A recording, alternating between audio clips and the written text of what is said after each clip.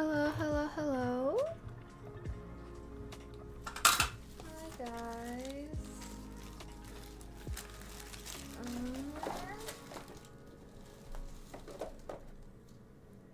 OMG. What? Wait, is the stream lagging? Oh no.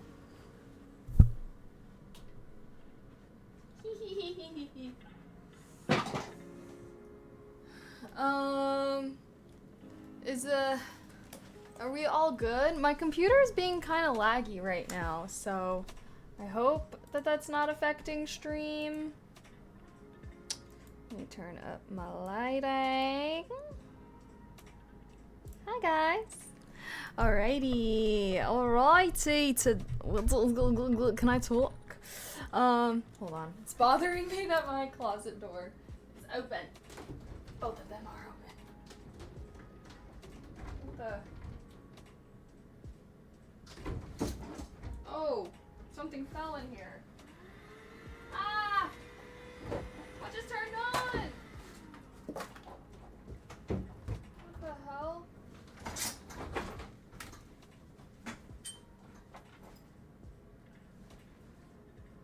What the hell? What even was that? What is turning on? Ah!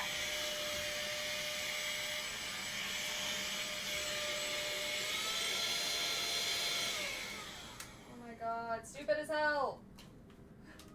It's a duster. Freaking keyboard duster. Okay. Sorry guys. Hold on a sec.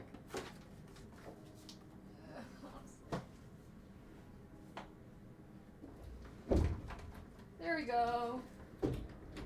There we go. All good to go. Alrighty. Hi guys. Hello. How was the trip? The trip was good. Thanks for asking. First, cheers. Cheers for the hydrate though. Trip was good. Honestly, it was very difficult. I'm not gonna lie. It was very difficult. I did probably the hardest hike I've ever done in my life. Like, I don't know, maybe I'll wait till people get in here so I don't tell the story a bunch of times. But I had the hardest hike of my life.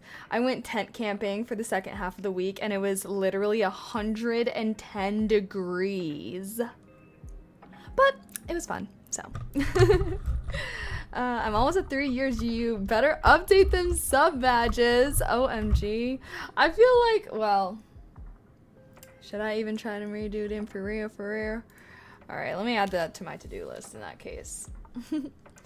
Add 3-year sub badge on Twitch. Boom. Boom. Okay, oh wait, let's do our go live checklist real quick.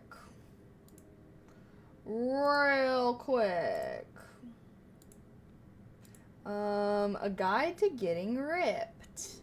Oh, nice. Should I take my pick first? Oops. Wrong thing.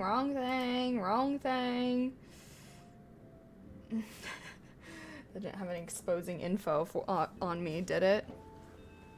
Alright. I don't know. Is my hair crazy? I did the heatless curl method again.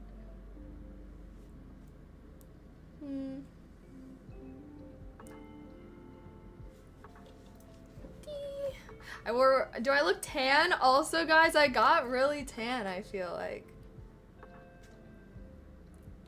It's my hair. I think it's my hair.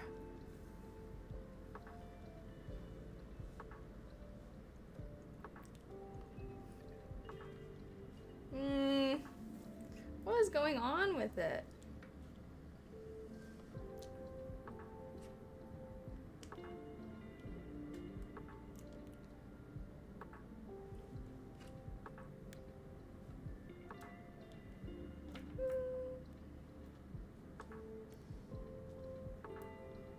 Okay. Okay. One of those has to be good.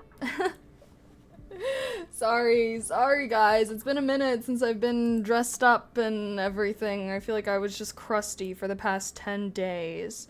But yeah, I feel like I put no heat on my hair and no product really, and I don't think it looks too bad. It definitely looks a little crazy, but I feel like my hair always just looks kind of crazy when I curl it. I think I just need to accept that. Oh wait, hold on. Let me say hi to everyone. What the heck? Hi Cam, hi iRock, hi Joel, hi Infernal, hi Danny, hi NYC, hi Leo, hi Lazaric, hi Spider, hi Rob, hi Prodigy, hi Kevin, hi Eel. Hello. Sorry. Wow, I don't stream for like a week. I've already forgotten all of my routines. Ugh. Okay, so let me get this pinned. Wait a second. Oh, this is gonna be posted. You know what? I'm just gonna post this right now. I'm gonna post this right now. And,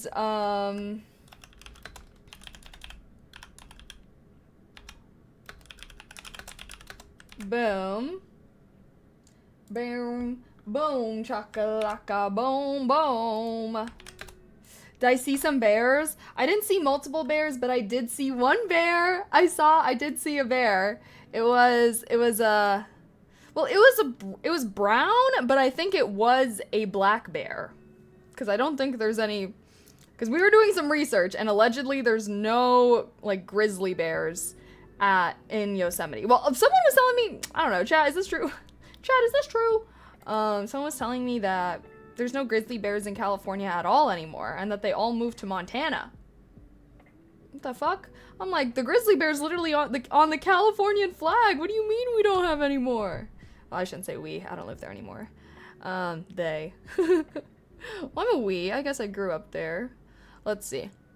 I lived there for the first 14 years of my life. So once I turn 28, I will have officially lived in Illinois for more than half. So maybe I can be considered an Illinoisan then.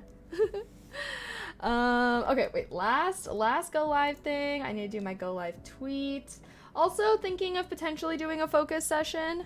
I didn't do all the things that I need to do today because I decided that I wanted to go live early, and I figured maybe we can, try out the, how I said like, oh, what if I went live earlier but then just started streams with a focus session or something. I'm still thinking about that. Just because I do a decent amount of heads down work every day, and it's like, might as well stream it if people like the focus streams, Therios Grand, thank you so much for the sub with Prime. I appreciate that. Happy 43 months. Thank you. Mwah. Heart. So did I do a full tech detox? I didn't do a full, wait, what do you mean? No. I'm gonna go with no, considering we used portable stoves when cooking, which was tech. Well, honestly, going camping with my friends made me realize how fucking jank camping with my dad was as a kid. Because when I went camping as a kid, it low-key was a full tech detox. We were sleeping in tents. We were freaking cooking every meal over the fire pit. So we were eating the most random ass stuff. We'd have like a stew night, usually a hot dog night or whatever. And yeah, I don't know, it was jank. Anywho, I went with my friends this past weekend. They brought stoves. They brought a wok to make fried rice. We were eating they were making Korean barbecue over the campfire. I was like, damn, if camping was like this when I was like, if I was eating fried rice and Korean barbecue when I went camping as a kid, all I gotta say is I would look at camping probably very differently. My friend, so I shared a tent. Oh my gosh, I shared a tent with my friend Lauren, and it was an easy up tent. Normally, setting up the tent camping is like the worst part of camping, but it literally was like an easy up tent. I was like, I didn't even know those things existed. I don't know, maybe camping equipment has just gotten like a million times better in the past 10 years or something. I have not really been camping since I was a kid, so this is my first time going in a while. I think they call that glamping. No, I feel like glamping is like way higher level. Like, we were still sleeping in tents with inflatable mattresses. Honestly, it was only the food, that the food part that I felt like they were going crazy with. I was like, a walk camping, that's a little, but I mean, we had good food, and it was better meals than normal because of that. But I feel like glamping is like those motherfuckers have like the tents that have multiple rooms. Like, have you guys ever seen that on TikTok? Like, the people that go camping and they have like these huge tents. They like hang lights inside of their tents. They have like a wardrobe. Like, one time I saw this, like I was like, I feel like I was getting more camping videos on TikTok since I was going camping. And anyways, there was this lady she was glamping, okay? She had a front porch, basically, a front porch where you can like take off your shoes and clean yourself. And then you go into the tent and there's like, it's like a main room in one. And then you like zip open a separate part and there's a bedroom. It's a multi-room tent. There's a bedroom. She had freaking a little, you know, I don't know how to explain it. Like, you know, it's like those wardrobe. Can I talk? Those like clothing racks that are just for hanging things. Anyway, she had like a bunch of those, and then it had like shelves on the bottom for like her folded clothes. I was like, this is a home. I was like, this is not tent camping. This is a home. I feel like glamping is more about the sleeping situation than the food situation, to be completely honest, because that was what really got me. To be 100% straight up, I did not vibe with, well, I don't know. Mixed feelings. I feel like the air mattress, I think I've just come to realize that the unfortunate downfall of me having a really comfortable bed at home is now I hate sleeping anywhere else but my bed. Like, the air mattress was very uncomfortable to me. Like, the ground was really rocky and it was very sandy and dirty there. So there was a lot of dirt everywhere. But I felt like I was one with nature by the end of it. So somewhere in between. Yeah, somewhere in between, I will say. But I don't know, though. It still felt like camping. I don't know. I feel like when I think of glamping, I think of like RV or like those people that have like crazy ass camping setups. Or even like, yeah, I don't know. I guess I would prefer glamping. Although, yeah, I don't know.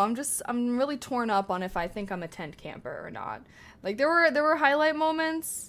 But generally speaking, I think I would have just much preferred to have an RV or something. Because originally, that's what I was going to do, is since I was flying in, I was just going to rent an RV, since obviously I can't fly with a ton of camping equipment.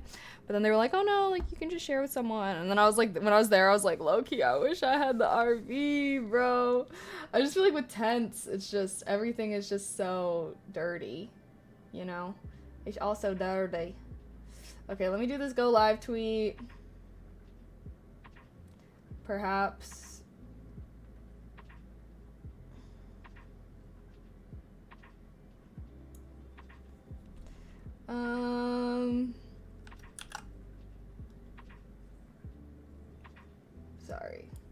Sorry, Chad. I'm trying. Boop, boop, boop, ba-doop, boop. Boop, ba-doop, ba-doop. There we go. You should try overland camping. What's that? Yeah, sounds a bit like glamping. Wait, hold on. What is now you guys are really making me question what the hell glamping is. Because, bitch, I was fucking sleeping on a deflating air mattress hard as hell in a dirty-ass tent. I do not think it was glamping, guys, because we brought a wok. I don't think a walk to camping does not instantly make it glamping. Yeah, look at these fucking glampers. Okay, yeah, you shut the hell up calling what I did glamping. Bitch, I was not living like this. Alright, I was not fucking living like this. I fucking wish this is what my tent looked like. Are you joking? Yeah, I wish I went glamping, guys. I did not go glamping. I went fucking camping, okay?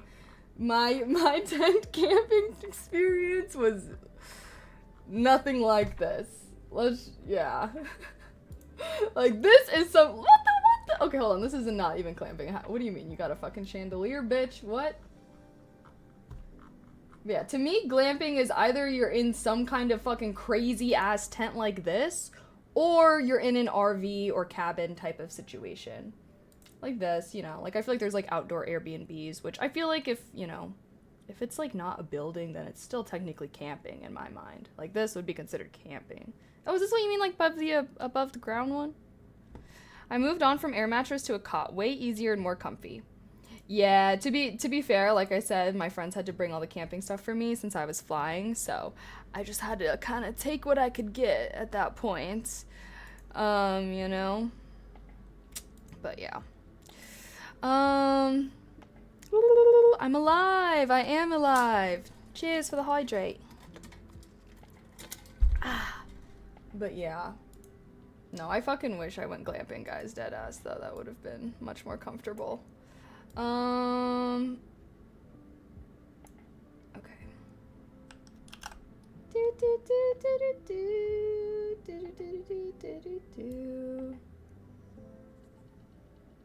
Trying to do this go live tweet. How was your guys' week, though? I didn't get to see you all week last week. OMG. Like, any Wait, there was kind of shit going down while I've been gone. I've been kind of seeing it a little bit on Twitter. There's been some drama in the e-boy realm, I've heard. Anyone know what I'm talking about? Who wants to update me on the drama? I've only seen a little bit, to be completely honest. But all I know is it has to do with Sketch, who I actually do know who that is, surprisingly. That's not all I know. I know more than that. Okay, but let me do this go live tweet first. Boop. Boop.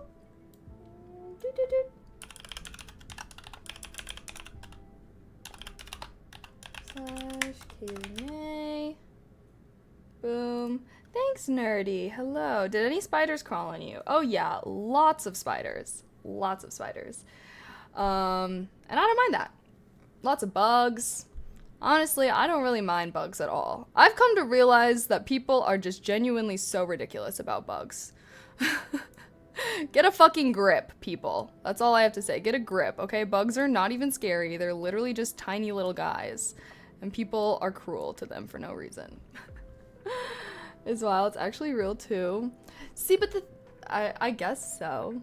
That is kind of crazy, but also, I don't know. I mean, he's a creator and everything. And I'm happy that people are supporting him. I have to say that much. I'm happy that people are kind of supporting him through all this stuff, because I have a lot to say about the Sketch situation, low key. I was like deeply thinking about this when I was like seeing the content.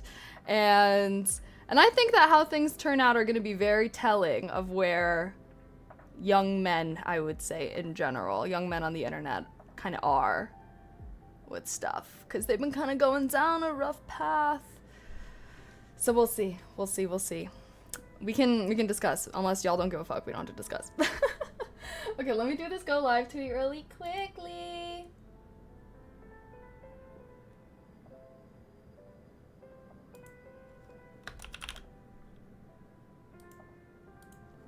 Post.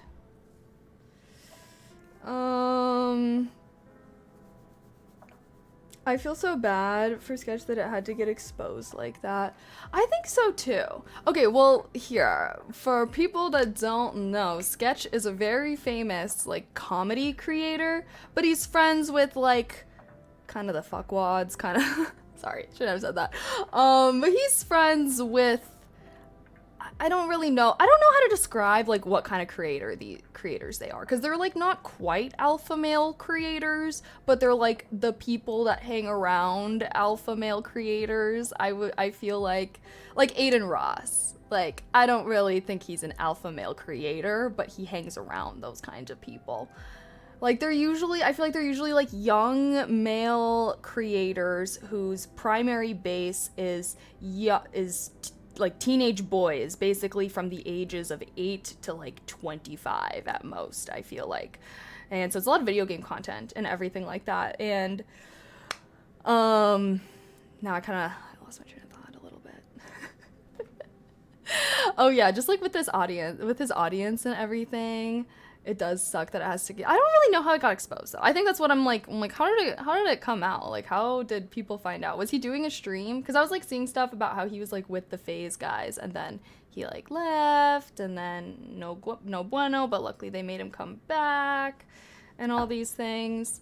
What happened? Yeah. So basically, oh yeah, I was just explaining what happened. And then yeah. So Sketch, I don't know, I guess it came out that he had previously had an OnlyFans like 2 years ago, and he did some, yeah, and basically that's it. And you know how those kind of dudes and those kind of viewers are when it comes to sex work, you know. So obviously that was a huge deal. And basically when it got out, Sketch got really like no good. Basically he left wherever he was at, and he later said that if people weren't texting him telling him to come back, that he would have removed himself from this world. Very sad. And so yeah, I guess I'm glad, first of all, that his friends were there to help him and support him, because they could have easily been like, ew, bro, gross, you're fucking gay, get the fuck out of here, loser, blah, blah, and the situation could have been, you know, ended terribly. Luckily that did not happen. So like the Phase guys were supporting him, and like Jinxie I think was also texting him, but he wasn't there with him. I don't really know any of these guys, honestly. I'm like I was learning about all of these guys through putting my nose deeper into this story, and yeah, and then basically Sketch recently had a stream where he basically went live, and he was like kind of funny about it, honestly. He was like, whoa, 70k people in here, like where were y'all before all this shit and everything. He was like actually really lighthearted about it. And he just like opened up and was like, oh yeah, like that stuff was true, like I don't do any of that anymore. Like, was very vulnerable, honestly, with like how he felt when it got exposed, and how like it made him umamidal. I don't want to like say a bad word, but anyways, yeah, I think that it's good that he has such a strong support system. I think that obviously, you know, the kind of audience base that he has is really mean and terrible with that kind of sex work and stuff. But honestly, to wrap this all up, and why I care so much, when like I don't really care for any of these creators, but why do I care? Because all of these creators have audiences of young men, teenage boys. I would say boys, not even young men, like they're boys. And basically I think that if Sketch gets completely loses his fan base, that will make me lose faith in the boys of today a little bit, because I feel like a lot of Jinxie, what he was saying when he was like streaming and talking about the Sketch situation, he was like crying and stuff on stream. Dextero posted it. I'm sure you can go see if I can post everything. And he was like crying about it and being like, people like, you know, obviously it's a really fucked up situation, but like he didn't hurt anybody. Like, please stop being mean to him. Like, he really didn't hurt anybody, blah, blah, blah. And like, he didn't hurt anybody, you know what I mean? He didn't. And so if he completely loses his entire fan base because of this, I feel like, I don't know, it'll go to show that maybe like all the boys of today are down a farther hole. But then I don't know, a lot of his community was still being supportive of him and being like, we still love you. Because I guess I firmly believe that people can like I don't know, I guess I think that the things that you've done doesn't necessarily have to affect how you are now, and not even that there's anything wrong with what he did per se. Like, you know, I don't feel like there's anything wrong with what he did, straight up, to be honest. He doesn't even do it anymore, so I feel like, I don't know, like, let people move on with their lives kind of situation. And he's like such a genuinely funny person. Like, I've even seen like clips of Sketch, like, y'all know I don't even like comedy, and I don't like those kind of like male creators I feel like that he kind of hangs around with, but even I've seen clips of him, and he's like genuinely so funny. And I was watching like a ton more videos of him, obviously, like when I was like kind of reading about all this stuff going on. And yeah, I don't know, I just think he's like genuinely so funny. Like, all the guys that hang around him say he's so nice, he's so genuine, he's so kind, all these things. And obviously he does some troll stuff for content or whatever, but like, don't we all at this point? But I don't know, I guess I feel like if he's just really this genuine, kind, funny ass person, right? But then maybe he has this little skeleton in the closet. I think that the way in which his audience reacts will be kind of telling of where like young boy teenager culture is kind of at when it comes to like homophobia, basically. But yeah, that's my thoughts. That's kind of what I know, what I think. Curious to hear your thoughts. I never heard of him, but I'm not terminally online. He's like the one that's like, what's up, brother? Yeah, I don't know. Anyways, he's a streamer. I just feel like he's more in the streamer spaces, so I don't feel like he's like a super... Well, I don't know though, because I feel like all my normie friends know who he is. They dug deep. Some YouTuber made an expose video. What? What fucking YouTuber, bro? Honestly, fuck those motherfuckers. Fuck anyone that does that kind of shit. Everyone should go bully that person. Like, digging into somebody's past with the intent to, like, socially ruin them. You know, if this whole thing goes bad, I feel like he should totally sue him. Absolutely, he should sue him. He should sue him for defamation. Although, I don't know, I guess for that it would have to be a lie, huh? Well, I'm sure he lied in part of his video. No way he was telling the truth 100% of the time. But, like, that's, like, some fucking villain shit, honestly, low-key. Like, who's like, oh, you know what I want to do with my life? I want to ruin other people's. Okay, you fucking villain. Jesus. Yeah, I was about to say, can't sue if it's true, unfortunately. But it was just, like, the intention. So gross, right? Hi, Randall. Hello. Also, King, thank you so much for the tier 1. Thank you. Mwah. And C freaking low, thank you for the tier 1 as well. Happy 10 months. Sorry, I was like going on my rant. But thank you. I think like I deleted his channel if it happened and the backlash. Was he a streamer? I don't know if he like streamed on Twitch or anything.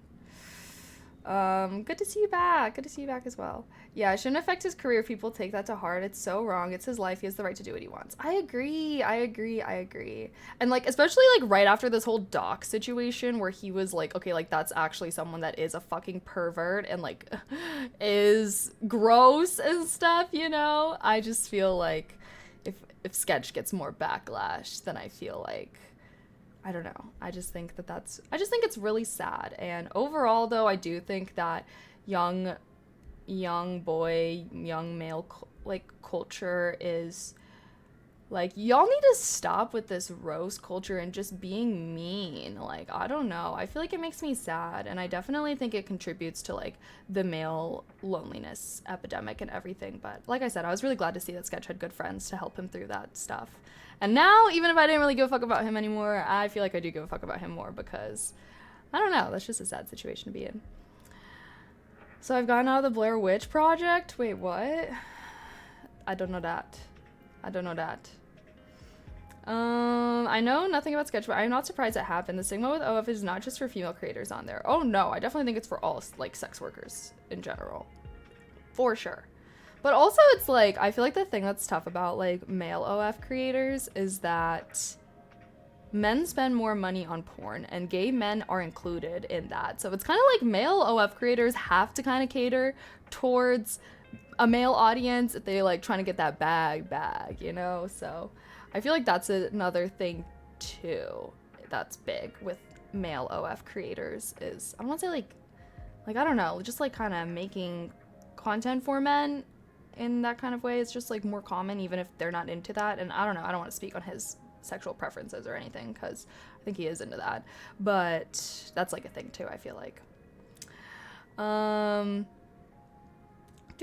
Banks for real? No, for real. I was like kind of like getting emotional watching some of the videos and stuff like that, and I think that's another thing too why I was like watching so many videos and kind of falling down a rabbit hole about the whole situation was because I was just really happy to see like his friends being so supportive and like, you know, the FaZe guys and like Jinxie and all of them and like not being so bad. I feel like it gives me faith for young men a little bit because I just think that a lot of that roast culture and everything like that is something that like really harms men negatively with their mental health and contributes to like the male mental health crisis kind of going on.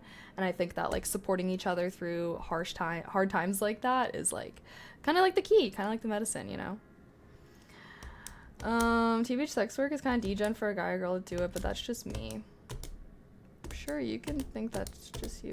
I mean, I don't know. I guess you could have whatever opinion you want, but I don't know. I guess, let me think. How do I feel about that? I guess I just don't feel that way, but I don't know. I think, yeah, I guess I just don't feel that way.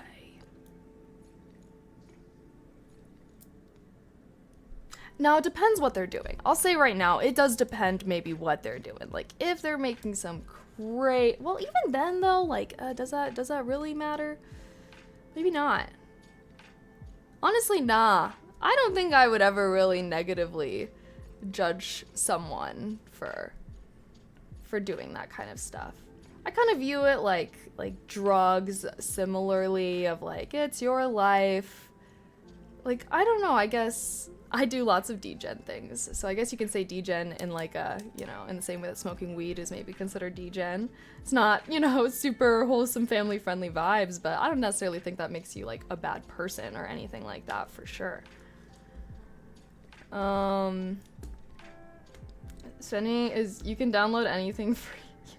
Yeah, well, that's a whole different thing. Like, usually people that spend money on OF or things like that, it's not because they want to see porn, it's because they want to see porn of that person. And that is why most successful OF creators usually already have a platform beforehand, because if you just try and start one out of nowhere, like, who gives a fuck, right? Like, who's gonna pay for that? They can just go look it up for free.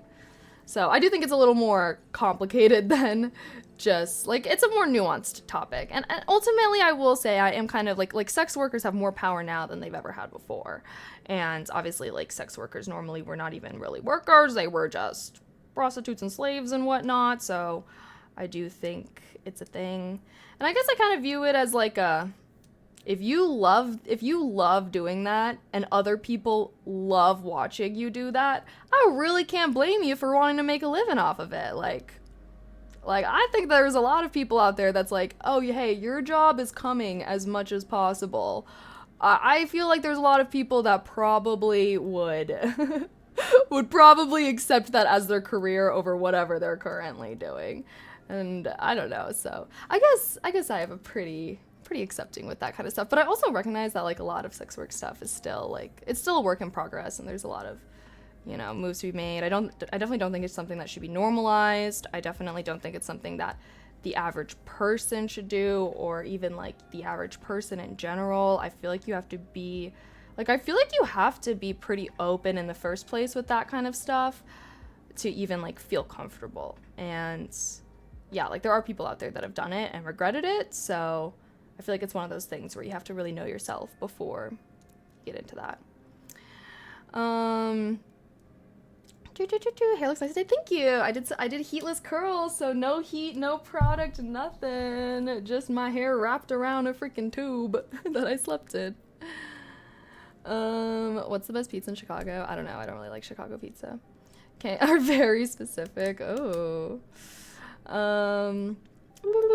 We love Yosemite. Yes, it's a sausage party. They just need to legalize brothels. Watching porn is too detrimental to society. Paying for the real thing would be better for society, in my opinion. I don't know about that. No. I do not know about that at all. Actually, I'm gonna have to say I heavily disagree with that, because what the hell?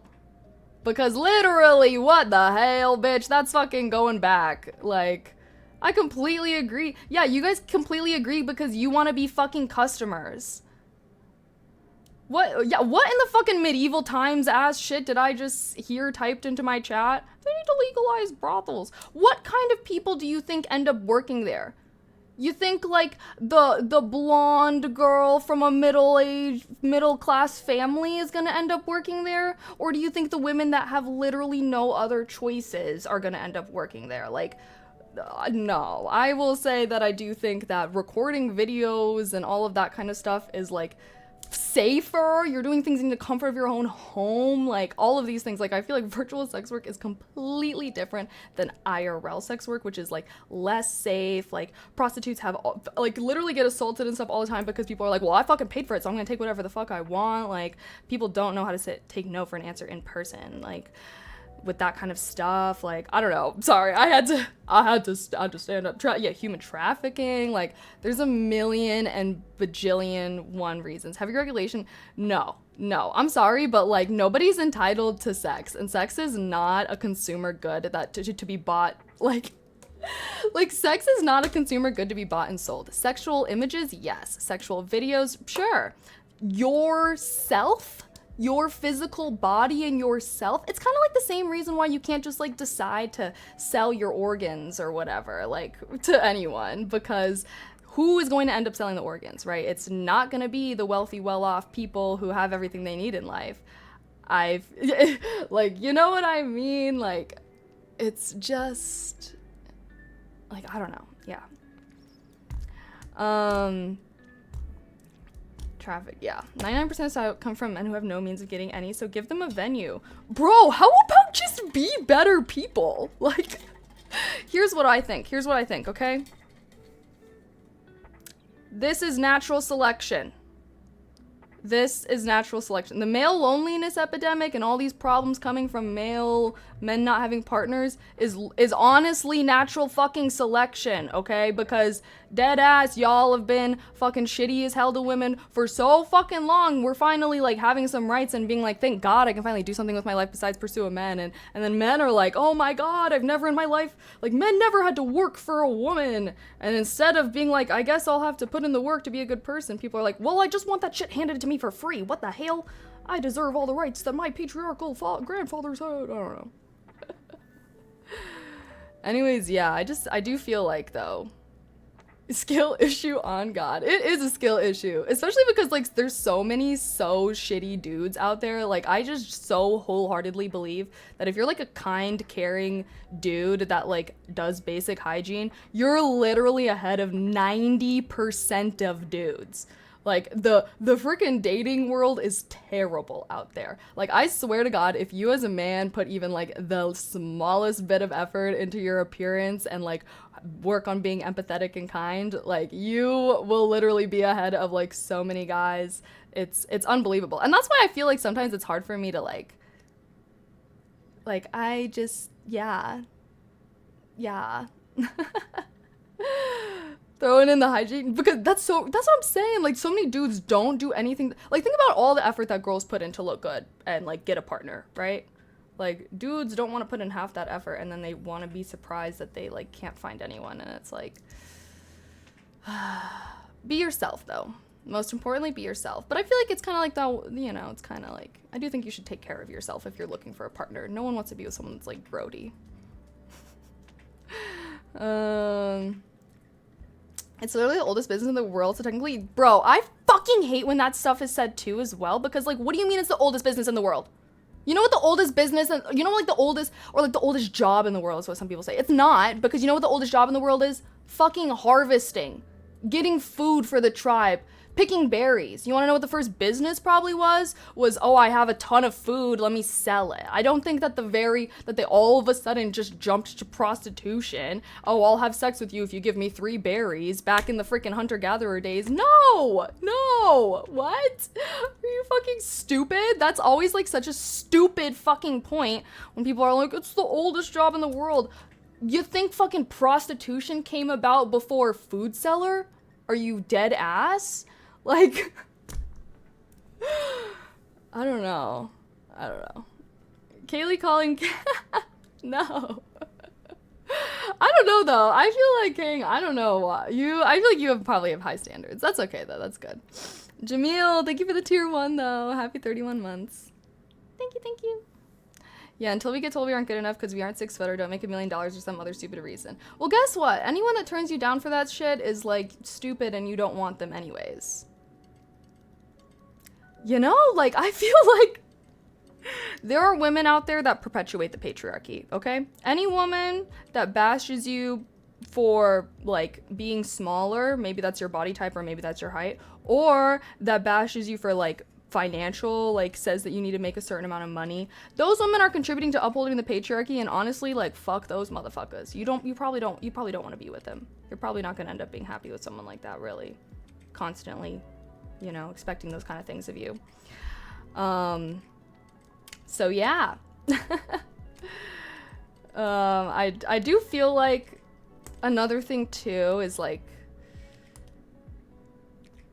yeah, I don't know. I guess it's just have standards, bro. Okay, if somebody curves you for some stupid ass reason, instead of taking that personally on you, you can take that personally on them. Like, maybe that you, like, I feel like if somebody were to be like, oh, you know, you don't make enough money to be my fucking girlfriend or something, I'd be like, bitch, that's showing me that you have values that do not align with mine, and maybe I just dodged a bullet anyways. I'll take that. I'll take your curve gladly. You know what I mean? So learn how to take curves that, like, are probably for your best interest as well. Like, if someone's curving you for a reason that you think exposes that they have bad values, that's probably not someone that you want to be with. So at the end of the day, like, you're gonna get curved. Like, you know, like, everyone gets curved. I've been curved. You know, it's kind of one of those things where you can hear what they say and you can either think, oh yeah, you know what, they're right, maybe that's something I should work on, or you can think they don't even know me, like, or that thing doesn't even, like, shouldn't be something I want people to judge me about, or whatever. You know what I mean? Like, values aligning, I think, is important. Dudes want 10s but only wash their face in the shower. For real. I guess it's natural selection, but a lot of women are not conventionally attractive but think they're near as good looking as they think they are. That's fine. That is completely fine, okay? Because like, someone can be the ugliest person in the world and think that they're the hottest person in the world, and guess what? That's fucking fine, okay? I am all for people having whatever standards they want, and, like, I don't know, like, as long... like, I don't know, this obsession with, like, humbling women is, like, part of the reason why they don't like you. Y'all know that, right? Like, y'all know that, right? And it's not that women think they're hot and that's why they don't want to be with you. It's that they want someone that's nice. Like, I don't feel like dudes... That's, like, another argument that I also hear with this, like, male loneliness shit is, like, oh, like, women just think they're so hot, they're all that, blah, blah. And it's like, no, it's not that these women are thinking highly of themselves. It's that they're thinking lowly of all the potential dating people that are coming and coming across their path. They're, instead of, they're thinking, I just want to find someone who I think is going to be a good partner to me and treat me right. And I feel like that is honestly in short supply right now. But I don't know. I mean, there are lots of, like, women out there with also, like, you know, fucked up mindsets as well. I do feel like, I guess I just do, I don't know. I think part of it is just entitlement, partially. Like, I feel like men feel so entitled, like the whole, even this, like, being an epidemic or being treated like a problem is, like, why do men feel like they have the right to a relationship or a partner? Like, why is it such a difficult concept to think about? Like, yeah, I guess, like, you don't have any right to that. It's kind of like, yeah. I don't know. I guess I don't understand. I'd love to have this honest conversation with you. Wait, what? Well, we're having it right now. I'm so oblivious. Girls come up to me years later and tell me they had a thing for me. R.I.P. Men need to be humble and I think they're better looking than they are too. No, okay, because beauty is in the eye of the beholder, okay? Like, someone that is hot to you can be ugly to someone else. So stop trying to act like you're some fucking attractiveness police. Jesus Christ. Like, who cares?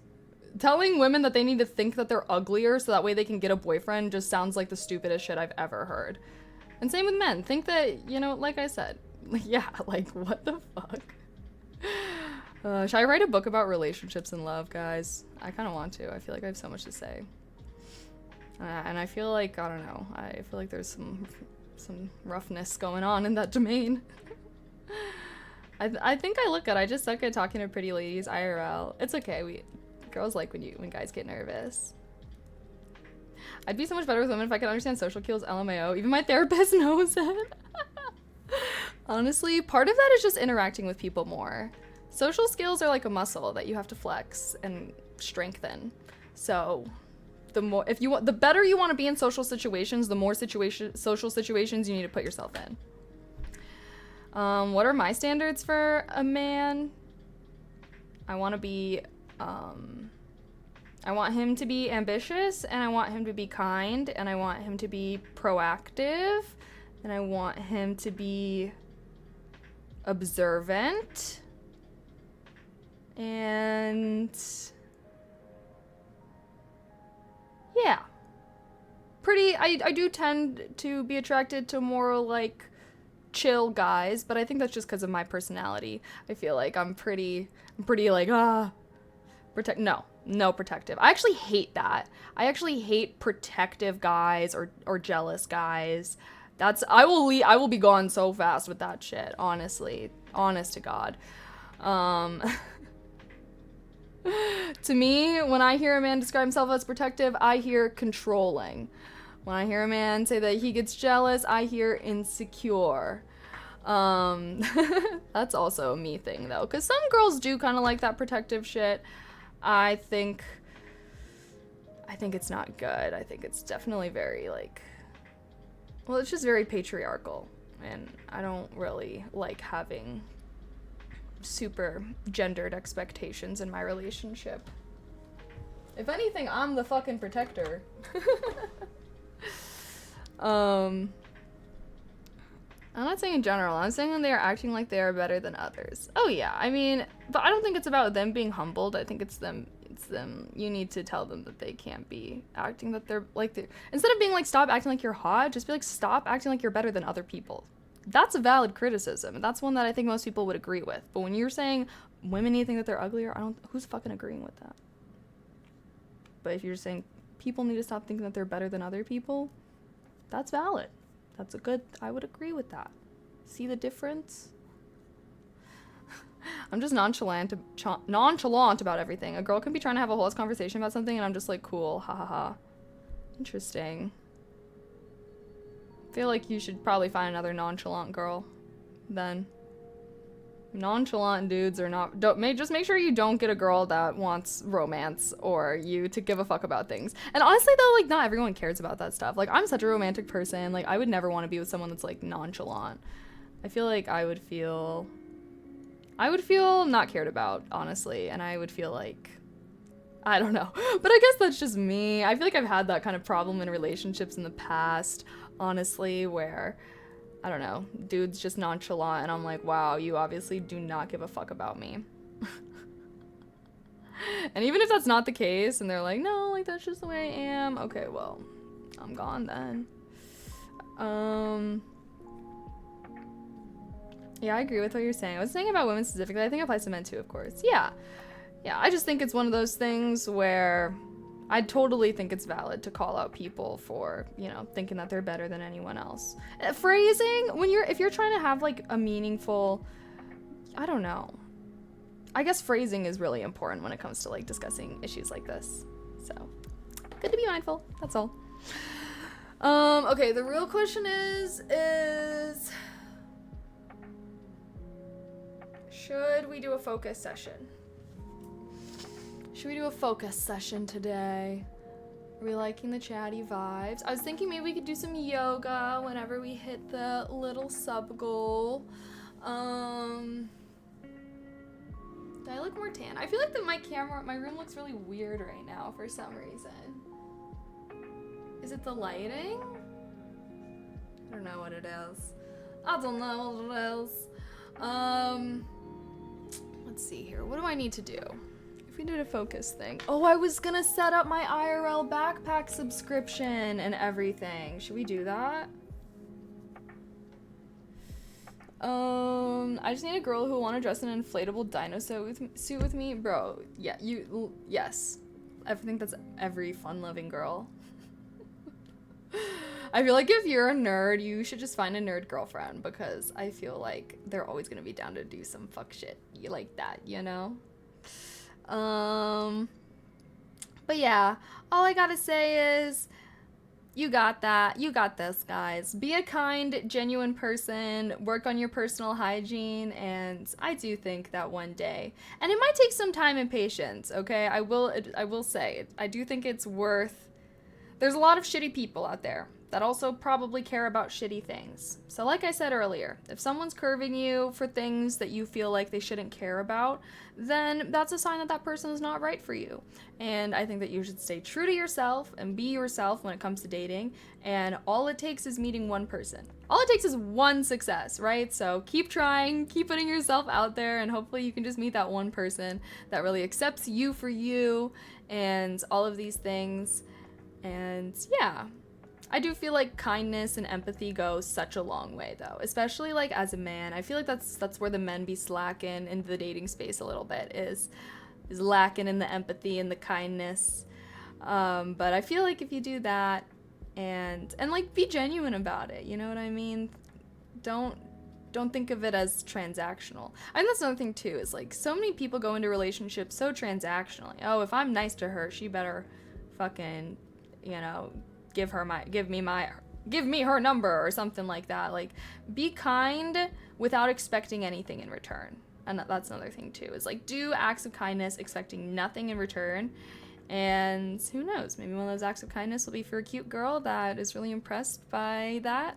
And yeah, I think that's another thing too that guys don't seem to realize, is like when they do acts of kindness and then they try to follow it up with hitting on you, that immediately takes away that act of kindness. Okay, so do acts of kindness and don't expect anything in return, and maybe that girl will come back up to you and being like, hey, like, I wanted to give you my number because I thought it was really chivalrous when you held that door open for me, something like that. But yeah, you'll fail on 99% of accounts, so that 1% will make it worth it. That's how I always viewed, like, that's how I viewed dating a little bit, was just, not, I guess I wasn't really, like, looking for anything, but that's just how I do view it in general, is the more at-bats you get, the more likely you are to get a home run, you know? Cheers for the hydrate. At least someone believes me. I believe in the people who believe in me. Hell yeah! Honestly, I feel like go to events in your city. I feel like that's a good way to meet people and everything like that. But I don't know, meeting people is hard. I feel like if anything, I feel like it is just like the meeting people situation that I think, for me personally, I think that's very difficult. Especially when you're like more into nerd shit. I don't know. Even that's something that I've personally been struggling with in adulthood. So I don't want to act like it's so easy to just find a partner.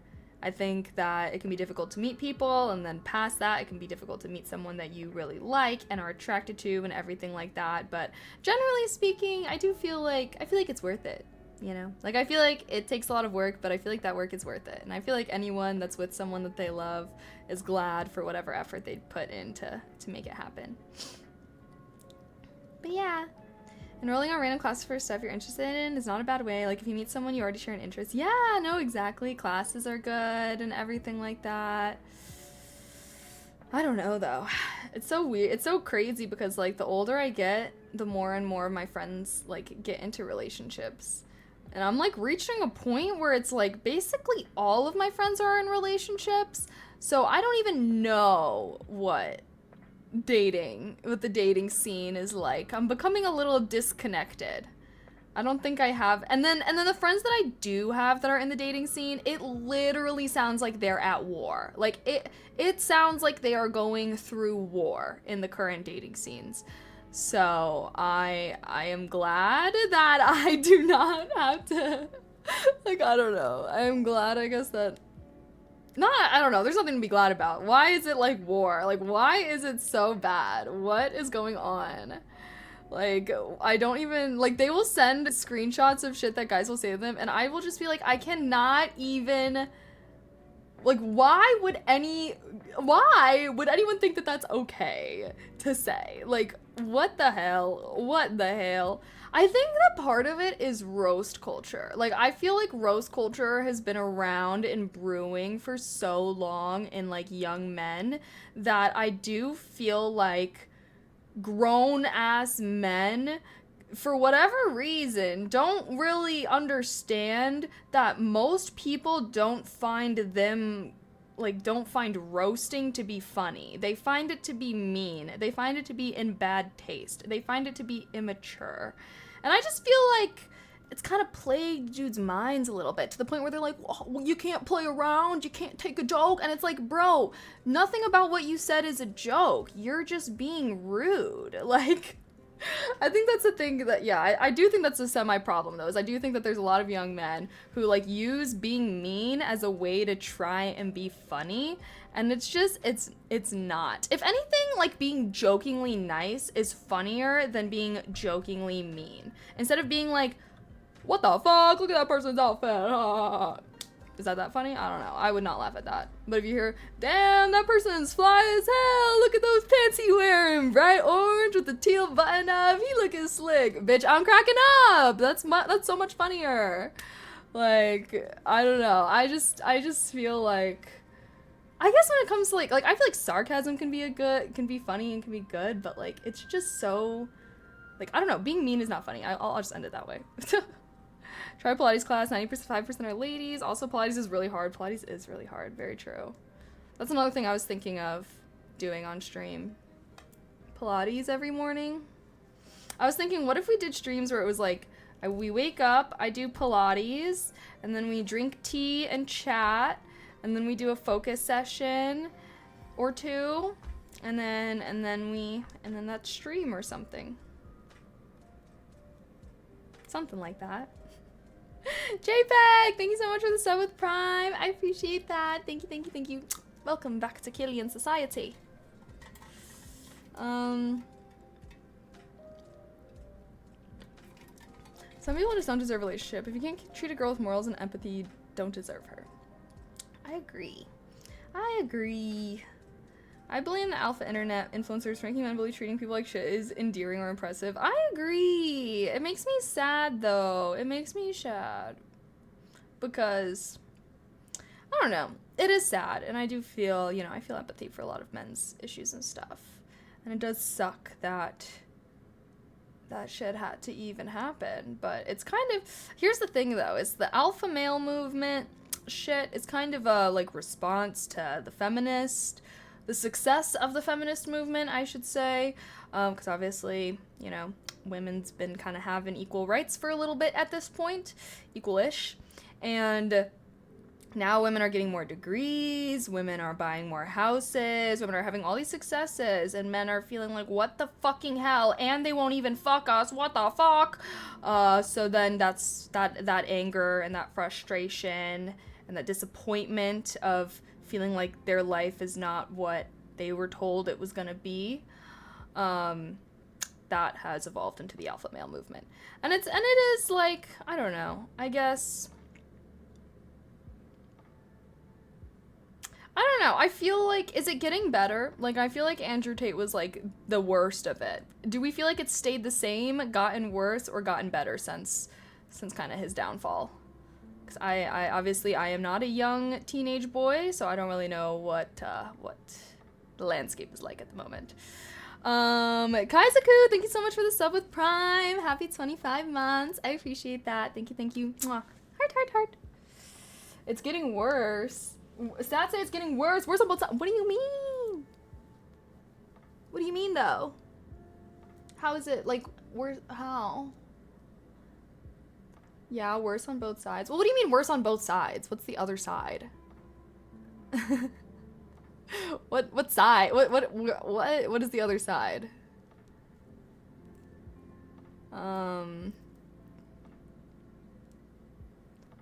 Cause women is the other side.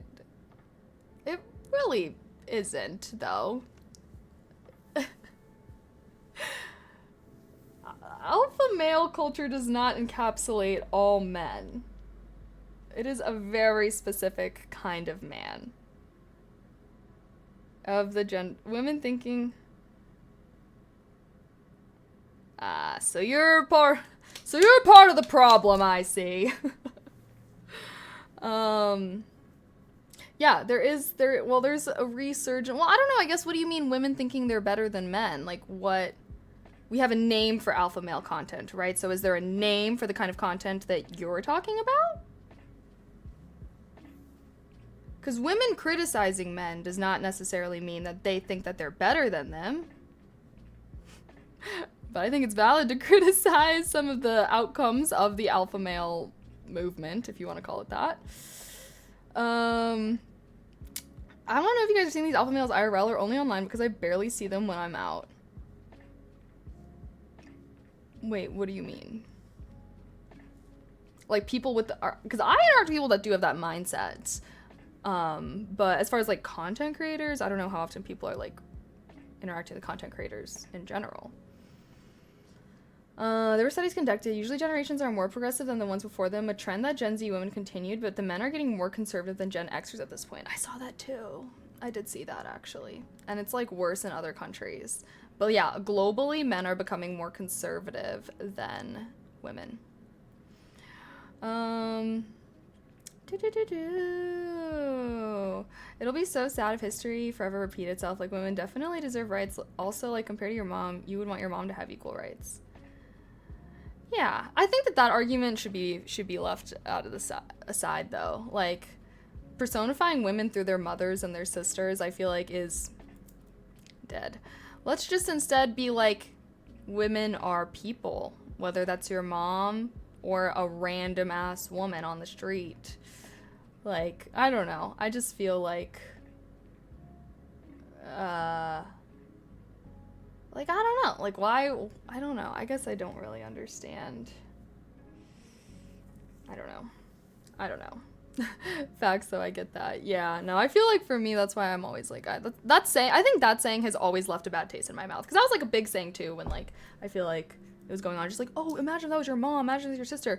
Why can't you imagine that just being a human being? Why does it have to be someone that's important to you for you to care about them? Or even like when someone's like, oh, that's someone's mom, that's someone's sister. Well, why does that woman have to have value to someone else to have value? Like every human should have value. You know what I mean? If that makes sense.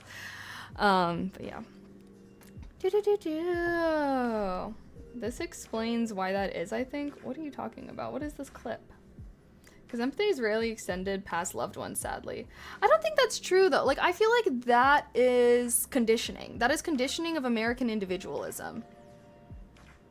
Which is American individualism and, you know, the American nuclear family. It's kind of like the ideal. So it's kind of like individualism within the family. And nuclear families are often seen as one unit. But yeah, because like in other countries, like in collective societies, they are taught to care about other people just as much as their family. Like I feel like in Japan, for example, where it's so clean, everyone's so respectful to each other and everything like that.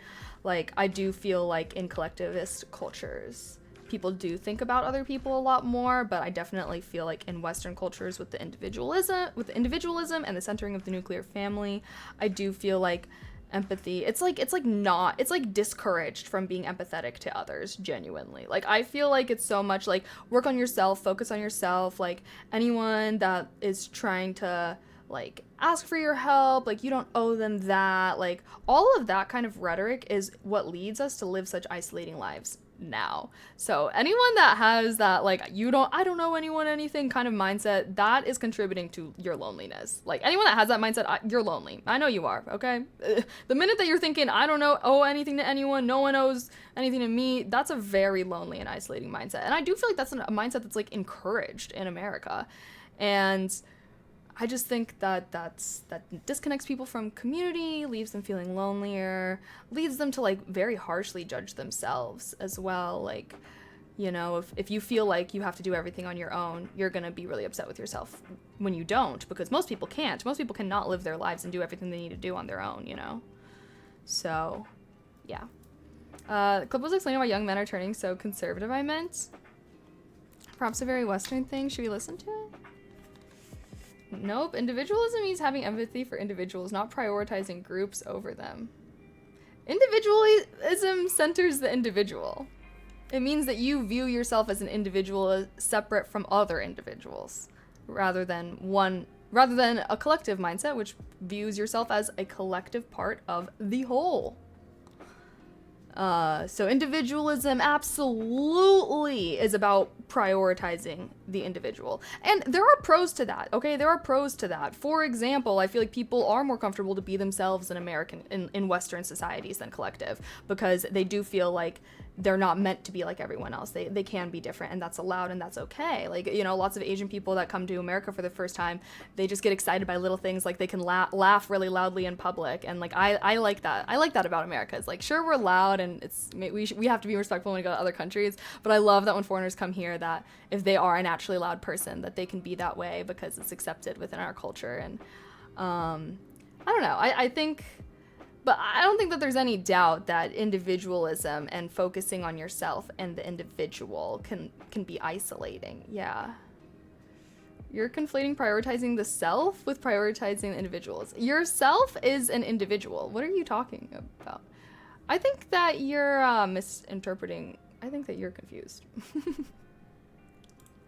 Also, there's literally the word individual and individualism, and you're trying to say that's not what it's about? I'm sorry, I shouldn't be laughing at you. That is what it is about.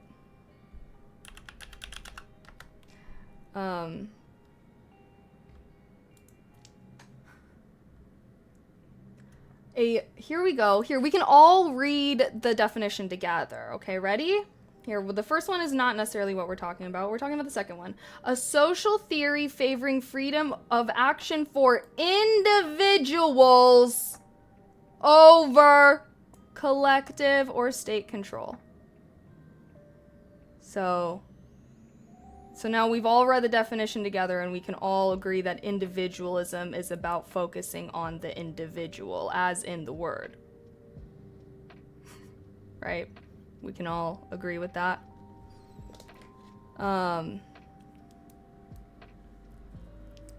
Timing is everything too. Timing is everything too. With what? If you want to go fast, go alone. If you want to go far, you go with others. True. But even so, like, I don't know, I don't feel like anyone can just go. I feel like all the successful people in the world, there were people that helped them along the way. Like, I don't think there's anyone that truly did everything on their own. They'd have to be living on a fucking island to do that. This, correct, in your rebuttal, you conflated that with people who prioritize only themselves. I can't tell if this is, like, a willful misinterpretation or not. Okay, so let's read this one more time, okay? Reading literacy, okay? A social theory favoring freedom of action for individuals. Okay, so the word favoring, that means that they are preferring, that behavior is encouraged. So what are they encouraging here? They're encouraging freedom, okay? Freedom to do what? They're just saying freedom of action. So freedom to do things, all right? That action is to do. So freedom is kind of the liberty to do it. So this is a social theory that encourages allowing people to do, allowing of action for, so what are they prioritizing? Allowing the actions for individuals. Again, so that means that someone that is an individualist or believes in individualism, they believe in the favoring freedom of action for individuals over the collective, okay? That means they believe if you've got 2 healthy kidneys and you got someone that needs a fucking kidney, and maybe that person is the fucking president, all right? So maybe the president needs a kidney. You got 2 good-ass kidneys and you're with some regular person, okay? Something that's better for the collective good, a collective society, might just fucking take your kidney and give it to the president and be like, the president's more important than you. It's better for the collective society if he lives and you're not even negatively affected by only losing 1 kidney. You still have your other one, okay? An individualist, or someone that believes in individualism, believes that it is the individual's freedom to decide, no, I don't want to give my kidney to the president. It's my kidney. Okay. So now, are we understanding now? Are we understanding now? To anyone but that. I know, random ass example, but I was just really, I'm really trying to help with media literacy, with reading. Reading's hard, I know. I think the women that hate on men because of feminism, a lot of men are not conservatives or misogynists, but get lumped in with them. Wait, what? What do you mean because of feminism? Like, I don't know. I can't really deal with this bullshit right now. Honestly, I honestly, it's okay, guys. I've started writing my book today about the internet and some of these topics, but I don't know. God, it's so hard. like with what is going on with the lack of media literacy. I think that's something that's become increasingly distressing to me, is basically people's inability to read. Like, I feel like it's very hard. It makes it very hard to have conversations with people about things. And, but I don't know, because it's like kids still do book reports and stuff, right? Like, they're still teaching this stuff. Maybe it was just like so many people growing up thinking that school isn't important and that they didn't have to pay attention or something. I don't know. I don't really know. She said this self is only individual. Yeah, I did not say that. Visual media is easier to access now than written media, I think. I mean, but a lot of like even right now, I'm having to read chat on Twitter. I read on Twitter. It's not like, you know, it's not like your phone is a picture book with no words. You do still have to read. You just have to read on social media. You have to read and interpret media. Media literacy is not also just about reading. It's also about like understanding words, kind of, if that makes sense. Like, for example, like if I were to be like, I love pancakes, and everyone's like, you fucking hate waffles, you're a fucking evil bitch. That's, even though that's verbal, that's still media literacy, because they're, you know, like, see how that's a literacy issue, because it's like, when did I say that, right? But yeah, I feel like it's about more than just reading. And that's another thing too, is like the amount of times I get into arguments with people on stream about like definitions to words is also increasing. Of people just like deciding that they know what the definition is for a word. You know, like that's another thing too, where it's like, do people just not look up what words mean anymore? Do they just like see words used in context and then make assumptions and then solidify that assumption without ever, and then like when that assumption gets confronted, they're like, no, I'm right. Despite the fact that like maybe they never actually looked up what this word means or something. Like, I don't know. But yeah, I think that's something I've noticed, is like, why are we arguing about the definition of words? That's something that I feel like we should be past that. And sure, I do think that maybe there's times where that type of discussion can be valid, but like, generally speaking, like, I don't know. Reading books got more fun as I got older. I hated school. Really, I liked reading a lot when I was a kid. I've always liked reading. Text is hard. I need everything in meme. See, even texting I do feel like is reading.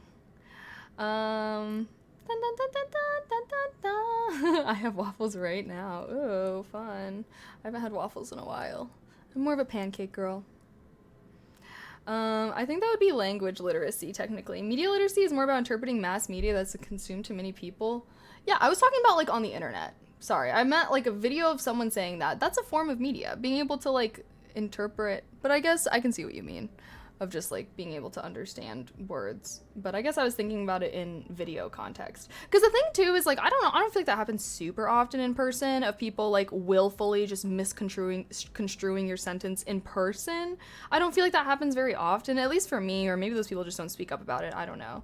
But like on the internet, I definitely think that's a very prevalent thing. And so I do think it's media to an extent, because I do feel like the way that people interact with media is different than they would interact with someone that they're having a discussion with. You know what I mean? Like, yeah, so basically a random person saying shit on the internet, people are gonna jump to make a million conclusions about them because of whatever they said, versus if someone saw a video of their mom saying something on the internet, they're not gonna jump to a million conclusions because of obvious reasons. That's, I feel like, a more language thing, where it's like, I don't know. Like, I feel like the fact that it's on social media is a big factor into how people react and interpret what is being said. If that makes sense. Yeah. Shrug, good luck. Okay. Okay, bye.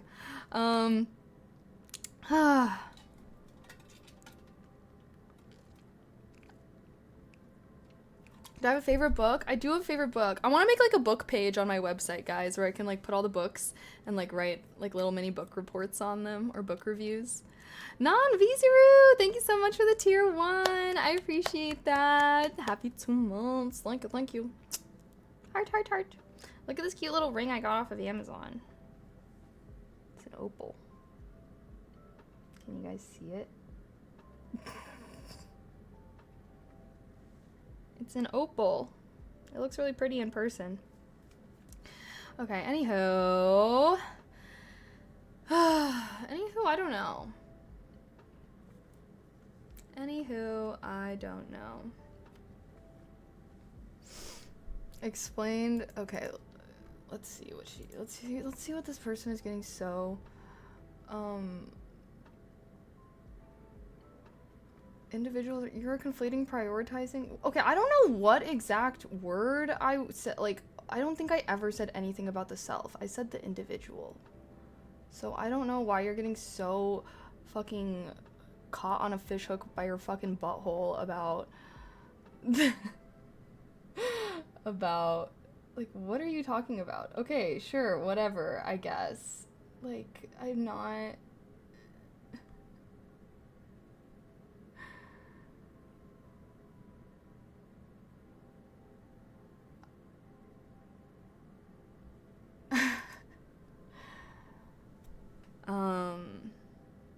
I think that you must have misinterpreted my example or something, because I seriously have no idea what you're talking about. Should we do a focus session, guys? I can't, I'm rawr.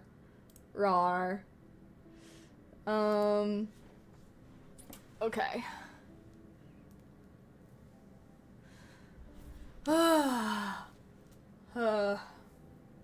Rawr.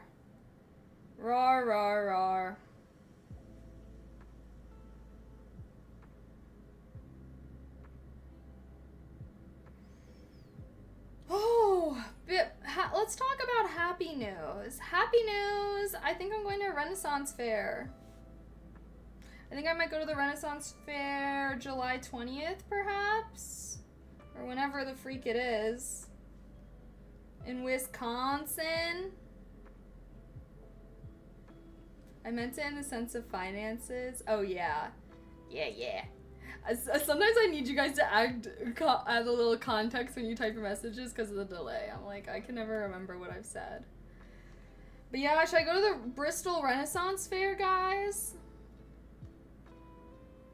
Ooh. Wait, when's Labor Day? I need to look up when Labor Day is. Is it, wait, when is that? Is that in September? The 2nd, September 2nd.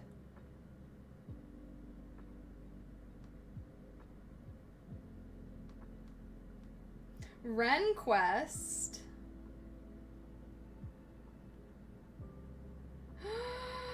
Wait, okay, guys, I'm actually very excited for the Renaissance Fair. Maybe we can, like, have a stream of me, like, making my outfit for it and everything. What kind of vibe should I go for? Should I go for, like, a princess vibe, a fairy vibe, a nymph vibe? I don't know. I could do, like, a...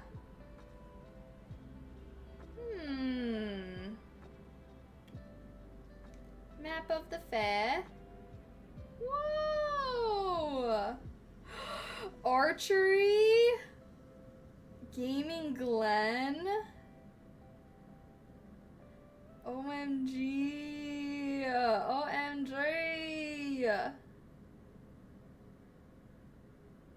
Wait, this would be fun. Wait, guys, should I go multiple days and then maybe I can do an IRL stream one of the days or something? Or maybe not. Maybe I should just vlog, because then I can not have to be streaming the whole time. I guess I could stream, like, maybe part of it. I don't know, though. I feel like, isn't watching a vlog so much better than me, like, IRL streaming something like this? I don't know. At least that's what I think. Perhaps. Maybe I could IRL stream it one of the days. That could be fun. Renaissance Fair IRL stream. We gotta set up my backpack. Okay, should we set up? Let me set up my backpack today. That's what we're gonna do.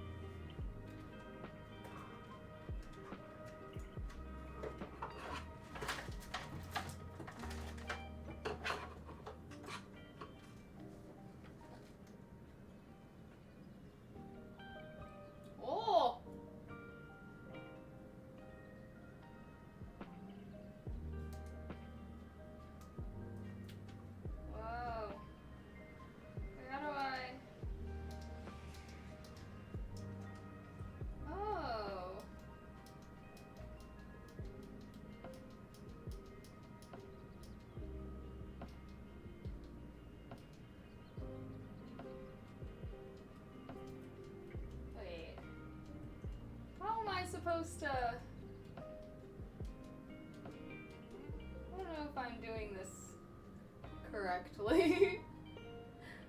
Okay, well, it's fine, I guess.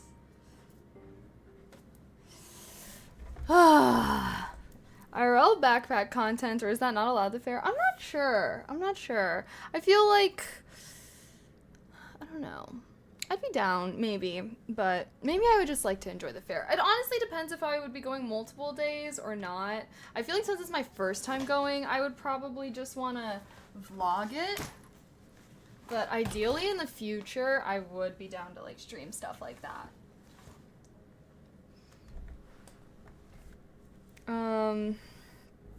Because I just feel like IRL streaming, that's kind of like I'd have to be paying attention to the stream the whole time I'm there, versus I feel like with a vlog, I can kind of still, you know, like I can like talk with the vlog, but then I can also like hang out with my friends and just kind of enjoy being present at the fair. So, yeah. I'm thinking IRL streams are more going to be things where like I'm alone. Like I'm not with friends or with people trying to do something. It's like I'm doing that thing for a stream or something, and I can kind of like fully focus on y'all. You know what I mean? Okay. What was I going to do? IRL backpack.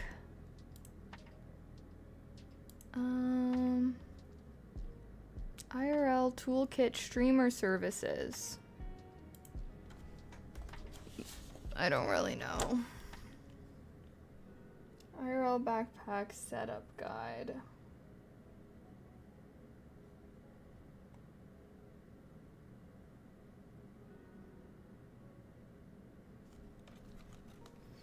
I don't know, man. What do you guys think? Should we do a focus stream for a little bit while I set this up, or should I just what the heck? IRL backpacks. Registering the configuring IRL toolkit. Oh shit. So wait, what do you mean configuring it?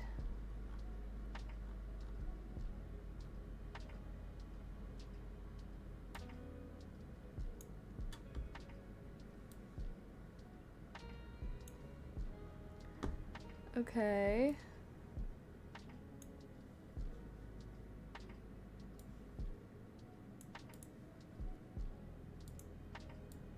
Oh, I see. Apologies for derailing earlier. I hope the rest of your stream days are fun. Lovely. Cheers. Thank you, thank you. Sorry, I get really passionate with arguments and stuff as well. Not arguments, debates. There must have been a misinterpretation along the way, but thanks. Thank you.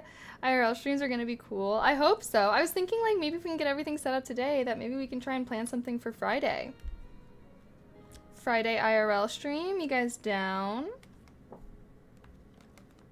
Okay.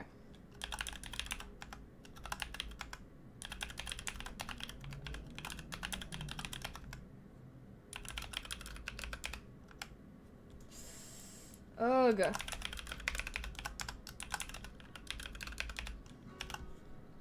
I'm not a robot.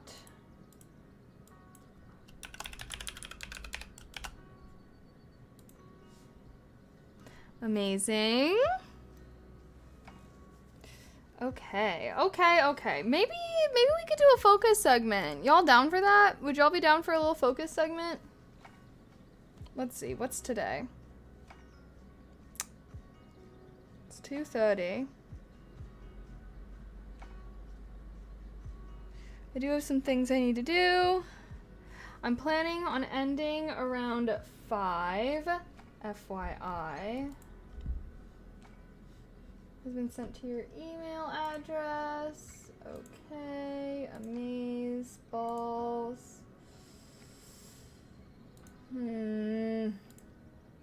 Because I do really want to set this up. I was gonna set it up on stream, but it looks like it's a lot of registering for stuff, so I feel like it's not super fun to watch. Also, I'm not liking the way that this.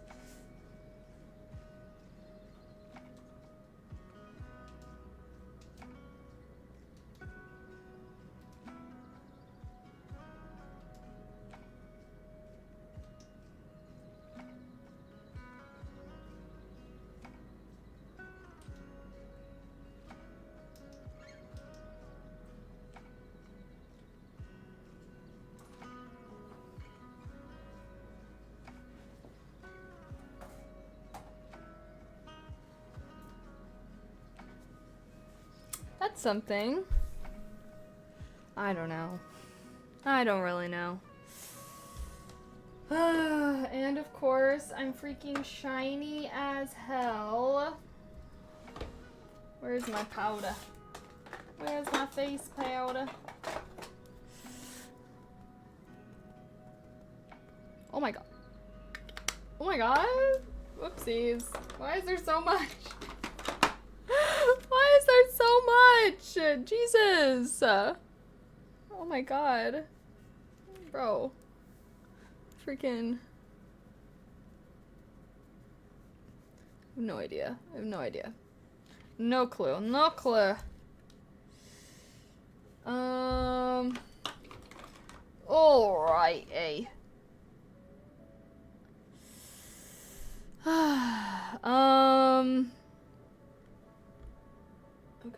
live view, solo portal login. Amazing.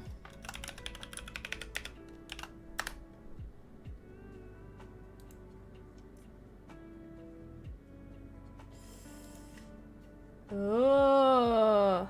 Hi, Crimson. Hello. How are you? Okay, I gotta enter in. Oh god, can I even? Doot, doot, doot, doot. Doot? Doot, doot, doot, doot, doot.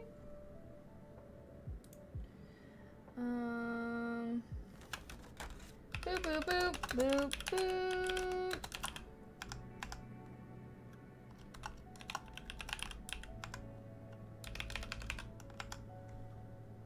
Country.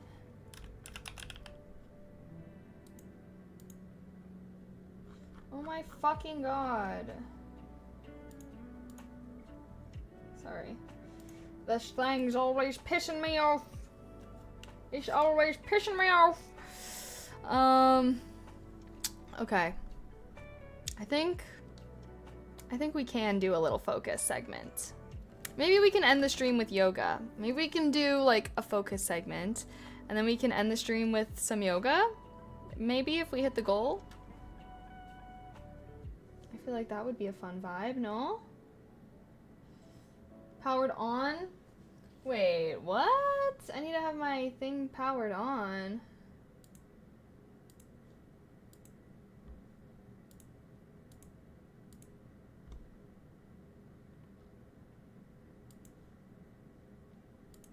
What the?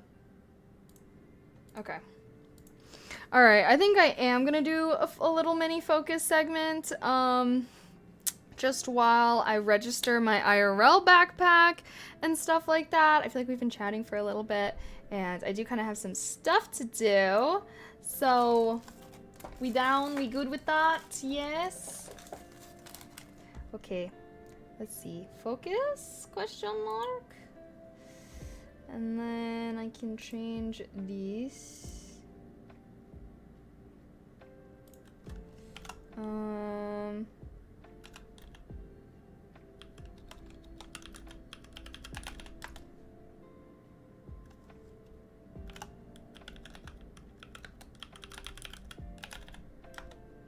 Oops. Wait, I'm not doing this right. I'm not doing this right!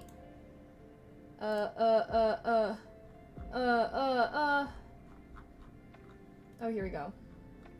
Tasks. Oh. Delete all. There we go. Okay, guys, I'm gonna do a quick little focus segment. I am thinking maybe in the future, I don't know, I might be experimenting a little bit in the coming weeks, but I'm thinking that in the future maybe we can do like start streams with some yoga, then do some tea and chatting, and then do some focus streams. I'm just like kind of torn on if focus streams are better at the start of stream or at the end of stream, but we'll see. We'll see. Okay, we're trying this way out, but yeah, I think we might just do one. I might just do one. So let me get to it and enjoy the focus time. Throw me up on an extra monitor. Maybe you have 45 minutes of work that you need to do. So let's be productive together, and then we can just goof around afterwards. Sound good? Okay. All right. Bye.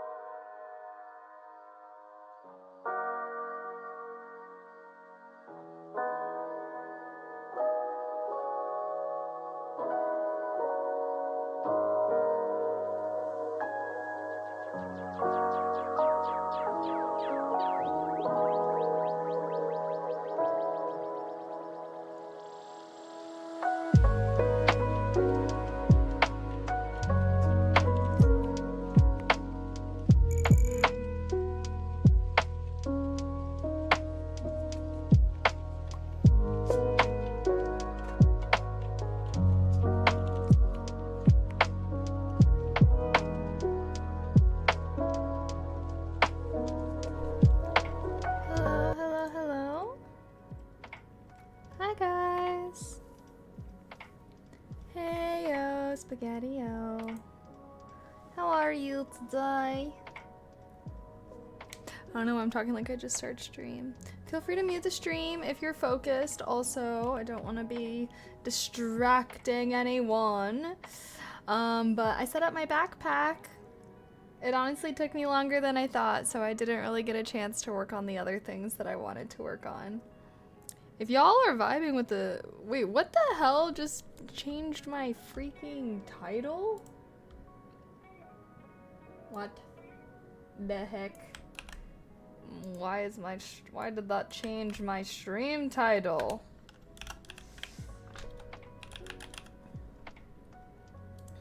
And removed me from the category? Okay, there. I should be all better. That must have been when I was like adding my stream or something. But hello guys. Should we do another focus session in a bit? Would you guys be opposed to that? I am getting a little hungry. I didn't really eat dinner, so now I'm debating. Whoa!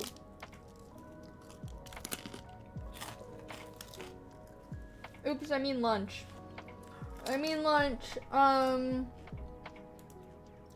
Okay. Well, I guess I scheduled this.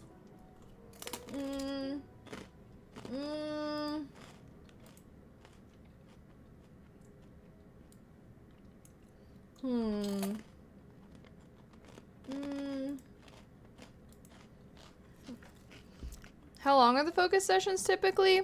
They're like I usually do 45 minutes of chatting and then 15 minutes of break. I like when I hear what's on your mind. What do you mean? I mean, I'm chatting for a lot of the stream already. I've been kind of enjoying the focus vibes, no? I need to... What the hell is this? Racketh Glitterbeard. Oh, that's from when we broke into the bank. Oh, yeah. Sorry, I'm getting distracted. 1 second, chat. There we go. But yeah, are you guys liking the focus vibes? I feel like I've been really enjoying the focus streams. I just get so much done. And I wanted to go live early today, so I didn't even, I didn't finish all my daily habits before I went live.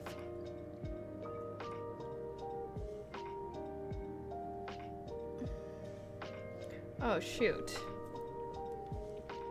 Sorry, checking on some things. Checking on some things.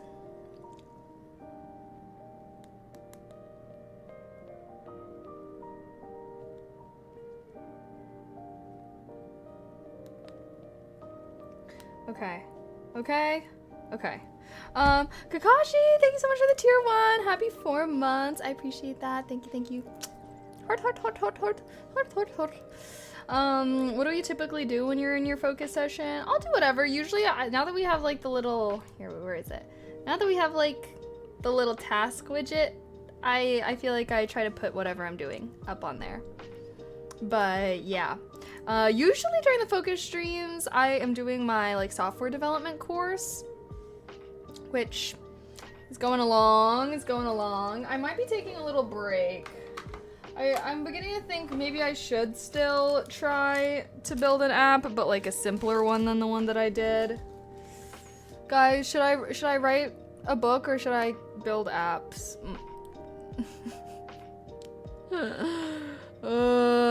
I've become, for whatever reason, me and my friends were really talking about writing, and now I'm like in such a writing mood lately. Cause, well, one of my friends told me that she wants to try and write a book, and I was like, oh my gosh, I've been wanting to write a book. Like, let's both write our books together, like hold each other accountable type shit. Write book on building apps. Boring, lame as fuck. Just kidding, sorry. I know you're joking. Luke Fisherman, thank you so much for the sub with Prime. Thank you. Mwah. Heart. Thank you so much. I have to know how you handled the heat. I could never. Yeah, I didn't really. It's in her genetics. What are you talking about? What genetics? What genetics are helping me survive the heat? I don't believe I have. I was definitely faring a lot worse than all my other California friends, to be completely honest. Because they're used to the fucking heat, bitch. I'm fucking not, okay? I wasn't that bad. I wasn't dying as much as I thought I might, but I was definitely dying a little bit. Not gonna lie. The only thing that saved us was there was like a river kind of near our campsite, so we just swam in the river all day. Especially during the peak days, we would just be fully swimming in the river. It was so fun though. It was good to disconnect. What are you gonna write a book on? Social media and the internet. I wrote the first draft of my introduction chapter already. Should I read it to you guys? No, it'll have to be a surprise. I was very proud of it though. I wrote it this morning. I freaking couldn't sleep this morning. Well, for whatever reason, I woke up at like 6 a.m. and I couldn't fall back asleep. So I decided to get up and drink some tea and start writing my book. And so I did that. I started writing it. I wrote out the first chapter. And I think I'm going to try and challenge myself to write my first draft this summer. Which means by the end of August. Is that too ambitious, guys? Is that too... How long does it take motherfuckers to write books? Because at least the first draft. Because in my mind, I'm thinking, okay, if I can just like power through and make myself write the first draft, then I can do, like I can spend tons of time editing and working on it and expanding or like collapsing or whatever. But I feel like for me, like... I don't know. It's always been like the just write it aspect because I've been thinking about writing this book probably since like fucking 2021. Basically since I still have the original name I came up with was E-Girl Chronicles, but I'm not going to quite do that. I think I might change it to something more acceptable to a respectable audience. Like 2 days with me as a publisher. I feel like I have no idea. I know it takes, obviously with editing and everything, but I feel like for the first draft, I should just like word vomit and then kind of edit it afterwards. Is that a bad way to go about it? Just if I really feel a gumption. What the fuck, are you gonna make a memoir? No. I am going to write about the internet and social media. And I think I have some pretty unique insights given that I am both a consumer and a creator. So I definitely want to write about like the creator economy and stuff like that as part of it. Yeah. Look, okay, I was gonna start here are my chapters. My introductory chapter is called The Internet Landscape of Today. And then we got The Digital Big Bang. We got Online Community. I'm trying to like come up with creative chapter names. Facebook, a pioneer of its time. Bro, I've been reading a hella nonfiction, so I've been feeling inspired by the way that they organize their books. We met online, about online communities, and online dating. We got Sensationalize Yourself, Going Viral, talking about that, monetizing your life, talking about that. Obviously that goes into like content creation and stuff. The first creators, blogs and YouTube channels. Authenticity does not exist on social media, parasocial relationships, the age of the algorithm. That's what we're in. Social media, it's so crazy to think once upon a time social media platforms were not using algorithms. They were just showing you posts of people that you follow. Crazy concept. And then I got a chapter called Poisoned Nectar with doom scrolling, negative news like World Star, the disappointing downfall of true crime, body dysmorphia. Yeah. These are all the topics that I would like to touch on in this book. I don't know if that sounds interesting to you at all. But I don't know, I just feel like I have so much to say. A lot of these are topics that we discuss on stream, which is why I feel like it might be good, because I feel like if someone enjoys my stream, I don't know why they wouldn't enjoy like my thoughts more articulated in a book form. But yeah, I feel like a lot of these things are things that we talk about on stream. I feel like you guys know I'm like really passionate about like the internet and like tech and social media and all of that stuff. And I just feel like, I don't know, like I feel like I have worked really hard to have a good relationship with social media as well. So I would really want to use this book to also help other people have a better relationship with social media. I kind of view it as it's not going to go away anytime soon. So I feel like it's good to, know how to navigate it and everything like that. But yeah. What do you think about publishing a paper in a journal? What do you mean? You can also publish to the archive easily. I don't want to just like like I want to actually like if I were to be dead ass writing this book, like I am not trying to just do it the easiest way to get the book published. Bitch, I want as many eyeballs on my book as possible, okay? Ideally, I would have like an editor and publisher. That's shit that I feel like takes, is much further down the road at least. But I'm trying to get as many eyeballs on this as possible to make sure that it's good. So obviously you can just like self-publish on Amazon, which I could do that if I was really just like not giving a fuck. But I do feel like I would want to go through the formal process and everything. Just because like, I don't know. I want people like I want to go the traditional route, I guess, not just like publish something shitty. Like, I'd want this to be something good. This would probably also be something that would like take me a long time to work on. Like it's not like I'll just write this and publish it. Woohoo, so easy. Are y'all getting the crawly videos on TikTok? Oh my gosh, yes. With the little gnomes. Wait, guys, are you on the team gnome or team knight or team wizard? I think I'm on the gnome side, but I kind of want to be a wizard, bro. Me too. No illustrators. Absolutely not. This is not a picture book. Why would I need any illustrator? It's not a story. Sorry. The archive is a very academic way to publish, but it's open access. Oh, I mean, it's not like a paper. And it's not academic, so I don't know why I would publish it there.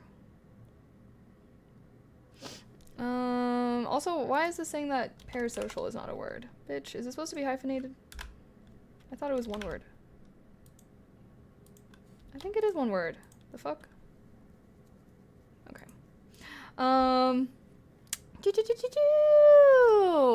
hair looks good. Thank you. I did some heatless curls. Hi, Kaylee. Did you see deer while camping? Did I see deer? I did. Yes, I did see a deer. I saw like three deer, but definitely the animal I saw the most was like this little squirrel animal. It was very cute. Depends on what you want to do with it. If you want to make money from the book, then the Arvix is good. Then the Arxiv is no good. Otherwise, it's perfectly good. Oh. Okay. Thank you for telling me about it. I'll take a look. But yeah, we'll see. I mean, step number 1 is writing. I don't even want to think about publishing right now because that's going to be a whole ass different process. But I don't know. I just feel like this is something that I'm really interested and passionate about. And sometimes I'm reading nonfiction books, and I just this is also partially spurred by the book that I just read, where I'm just like, there's so many people who I won't get into it. I'm a little bit. I just feel like there's a lot of people that write books that have no idea what they're talking about. Then I'm like, all right, if all those fucking, if some dumbass motherfucker can write a book barely knowing what he's talking about and then be super successful with it, shit, why can't I? I just need to have their level of delusion. Is Mochi all good now? Yes, Mochi's recovered. He's napping in the living room. I checked on him when I grabbed a snack, but he didn't want to come out here. So he's napping.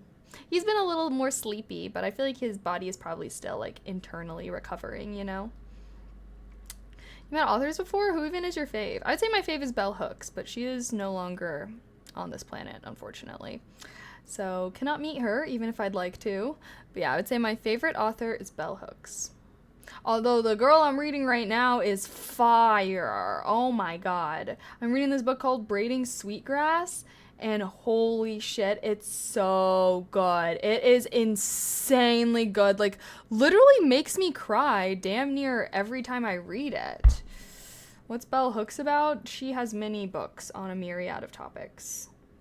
But yeah, Braiding Sweetgrass is a book. A book written by an indigenous scientist woman. How do I view...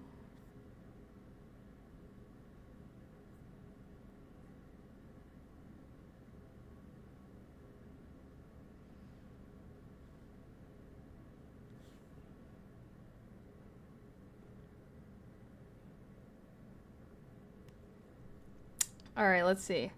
All those books, the power of this and the power of that, right? Like, so, like, have y'all ever been reading a nonfiction book and you're just like, oh my god, like, this author is an idiot, presenting like common sense statements as if they're like crazy.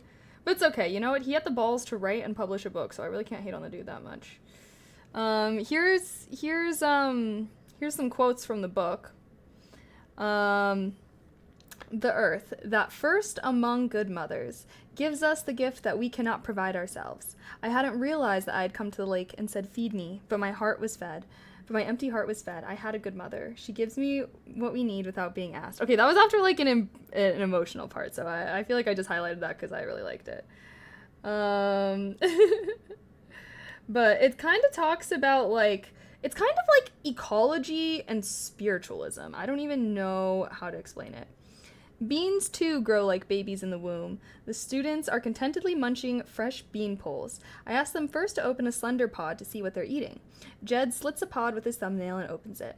There they are, bean babies, 10 in a row. Each little beanlet is attached to the pod by a fragile green cord, the funiculus, just a few millimeters long. It is the analog to the human umbilical cord. Through this cord, oh my gosh, the mother plant nourishes her growing offspring. The students crowd around to look. Jed asks, does this mean a bean has a belly button? Everybody laughs, but the answer is right there. Every bean has a little scar from the funiculus, a colored spot on its seed coat, the hilum. Every bean does have a belly button. These plant mothers feed us and leave their children behind as seeds to feed us again and again. It's a lot about nature and humans' relationship with nature and how humans have evolved with nature. And I like it a lot. There is a lot of like I don't know, like she is indigenous and obviously feels a very deep connection to nature from her indigenous heritage. But I just feel like, but she's also an ecologist, so she uses like a lot of ecology to talk about it, which I like, okay, because as much as I love philosophical explorations of topics, I like it even more when it's backed up with science and data, whatever the freak. So I feel like I really like the way that she talks about nature and humans' relationship with nature, but also has that like scientific academic experience to like ecologically talk about nature and stuff as well, which I feel like makes it so much more interesting.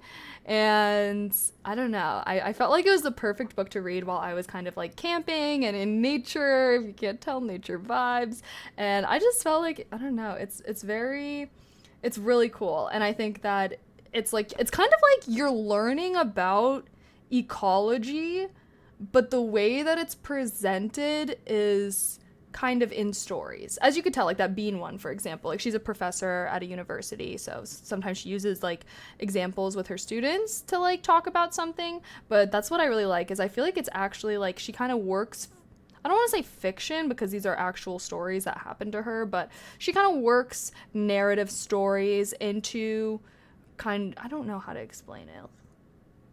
Are you picking up what I'm putting down? If you like Braiding Sweetgrass, you should read the Overstory Incredible Read. Is it similar? Like also about nature and whatnot?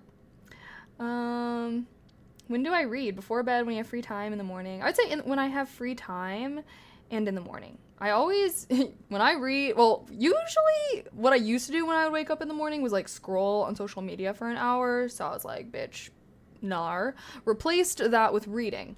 So now when I wake up, basically the first thing I do when I get out of bed is I go and I make my cup of tea, and then I let it steep while I brush my teeth and wash my face, and then I sit down and then drink my tea and read. And that's usually when I read. And then I'll also additionally read whenever I'm just like if I ever catch myself on my phone for no reason, I'll usually be like, let me just read instead. Sometimes I read before bed, but usually I'm pretty tired at that point. I read a lot in like the car and when I travel. That's why I feel like I usually read a lot more whenever I am traveling, because I'll read on the plane, I'll read in the car, yada, yada, yada. Honestly, once you start using reading to replace phone time, it suddenly is like you don't have to think to go on your phone, right? Like no one's thinking, oh, I should go on my phone today, I should go on my phone in the morning, I should go on my phone, like, you don't have to think about that. So I feel like once I started using reading to replace being on my phone, I never had to think about reading. I just am like, oh, I don't want to be mindlessly scrolling on my phone right now. I'd rather be reading the cool book I'm reading. So yeah, I guess that's kind of how I was able to get myself to read more consistently. And I feel like it's easier to do that when you're reading fiction, and it's like really fun, and it kind of feels like it's kind of like watching a show, because you're just like, I want to know what happens next. I don't know. Yeah, it's very similar, and they're often compared or discussed within the same topics. Oh, really? Then I don't know if I'd want to read it. Honestly, normally I don't like to read like a ton of books on the same topic. I feel like I don't know. I guess that's not true though. I guess I do read multiple books on the same topic. But whenever I like read a book and then read a book that I really like and then read another book on that topic, I feel like I never like the second book as much. Even if it was like similar to the first one, because it's like, well, none of this information is new to me, so I'm not like as impressed by the book. Imagine having a life that's structured. Are you for real? What do you mean? I don't feel like that's structured. Or that's that structured. Wait, what are you talking about? Like my morning routine, or just being able to read? I like the mathematical models they make in ecology. I took a class on chaos and stuff, and a lot of it was ecology. She talks about that a lot, actually. Kind of like, well, not really chaos, I would say, but just, well, yeah, maybe not. Wait, I have a wonderful joke. I don't get it. Yo, waking up and making your tea and washing your face and reading. That's not really very, I mean, that's pretty, I don't know. Do y'all have a morning routine? Do you not have a morning routine? I used to not have a morning routine. And I guess, honestly, once upon a time, I probably would have thought that was a lot to do in the morning. But I don't know. I guess I felt like I had to step my fucking game up, basically. When my morning routine used to basically only consist of me brain dead, half asleep, scrolling on social media, I was like, bitch, get yourself together. Because honestly, a good morning routine is freaking life-changing. I'm honestly, I'll die. You know, all those motherfuckers hyping up the morning routine, honestly, they are right. And it was fucking annoying to realize it, but they were right, okay? Because if you can just get a bunch of shit done in the morning or have a good morning, I feel like it really sets you up to have a great day. And especially giving yourself stuff to look forward to in the morning. That was oh my gosh, that was what my trick was. Because I feel like I used to try and be like, okay, I need to do this, and then this, and then this, and then this. And not a vibe. But I feel like when you give yourself fun stuff to do in the morning, then it's more enjoyable. Like for me, I love drinking my tea, and I love reading. So I don't really view those as chores. The part where I start being like, ugh, is when I have to like start cooking breakfast, and then all that stuff I don't want to do. But I feel like I enjoy reading, so I don't really view it as like a super structured morning routine. I feel like if anything, it's mostly just making me get out of bed. Because like sometimes I'll wake up and I'll still like go on my phone when I go out on the couch, but it's usually when I like stay in bed for a while after I wake up that I'm like setting myself up for a not good day. But honestly, I will say now that I'm really reflecting on it, I have come a long, long way when it comes to like my routines and everything, and just like how much I can do in a day. I feel like, I don't know, maybe I was having like some mental health problems or something, but I feel like for a little bit I was unable to do many things in a day. I could do maybe like one thing a day. And usually that thing was work, because that was when I still had my job. And I don't know, now I'm like, wow, I can do many things in a day. This is crazy. And I remember when I was like how I was before. I used to like look at other people and I'm like, what do you mean you freaking woke up, you went to the gym, you freaking go to work, and then you go out to lunch with coworkers and you go back to work, and then you freaking go out to dinner with an out of town friend, and then you freaking like I don't know, and then you go grocery shopping afterwards, and then you go home and then you make dinner for yourself, and then you freaking clean up dinner, and then you go to bed. Like, oh my god, I used to be like, how is anyone living like that? That literally seems impossible. And it is impossible, I will say, to go from what I was to what that was. But I feel like slowly over time I've been kind of like working on it, not giving up. And here I am. And I feel like I've come a long way. And honestly, whenever I like have my moments of realization, it's like, damn. But honestly, I very slowly got to this point. I very slowly worked up to being like having a consistent wake up time and like having a good morning routine and being consistent with my daily habits and all that jazz. It took me a while and a lot of tricks. Honestly, Atomic Habits was one of the more impactful books that I read when it came to actually making changes to my life in that way. Maggie! Hello! How are you? Oh my god, not me ranting about like daily habits. LOL. How are you? OMG. What if routine slowly kills my desire to live? LMAO. Then you're not setting up a good routine for yourself. A routine should not consist only of things that you need to do, but also of things that you want to do. Because if your routine is only consisted of things that you need to do that you don't really want to do, you're never gonna want to fucking do that routine. So the trick with any good routine is to work in things that you want to do, things that you enjoy, things that are fun. Maybe that means when you're brushing your teeth, you dance to your favorite song or whatever. But I definitely think that routines should be fun and they should be something that you enjoy. And like honestly, like it really doesn't matter what your routine is, because once you set a routine up for yourself, it becomes basically, it's much easier to change a routine than to start a new routine. So even if your new routine for yourself is, oh, every morning I'm gonna wake up out of bed immediately, but I can still be on my phone and just sit on my couch. That's still good. That's still good. Okay, that's better than just being like, well, if I'm not going to wake up immediately and read, then what's the point? Like, don't have that mindset. Just have the mindset of like, even a little bit is good. And then over time, if you stick with it, all those little bits will add up. I'm gonna be well. I hope you've been well too. OMG. I was about to ask if you're gonna be going to TwitchCon this year, but I don't know if you go to the US one or if you've been to the Europe one. Are you going to the US one in San Diego? Maybe we can like say hi. I got an IRL backpack, so I might be pulling up. Are you going? I am going. I bought my ticket, but I don't know.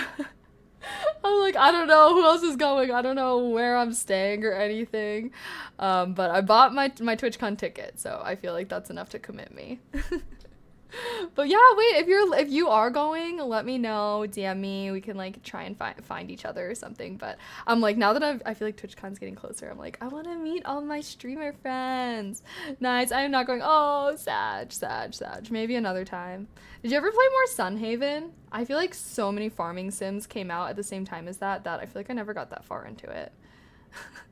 I was playing Fallout for a little bit. Honestly, should we get back into the Fallout grind? I feel like I'm kind of like we took such a long break from Fallout. Now I'm like, should we just go do something else? Should I finish Fallout 4, guys? Is it worth it? Sounds very stressful, this kind of lifestyle. All day doing stuff? I mean, not like, I feel like it should be stuff, again, it should be stuff that you enjoy. Going out to lunch with friends should be fun. Going out to dinner with friends should be fun. What other things was I saying? Some people enjoy going to the gym. Some people enjoy cooking. I can't imagine many people enjoy doing the dishes. That's not fun.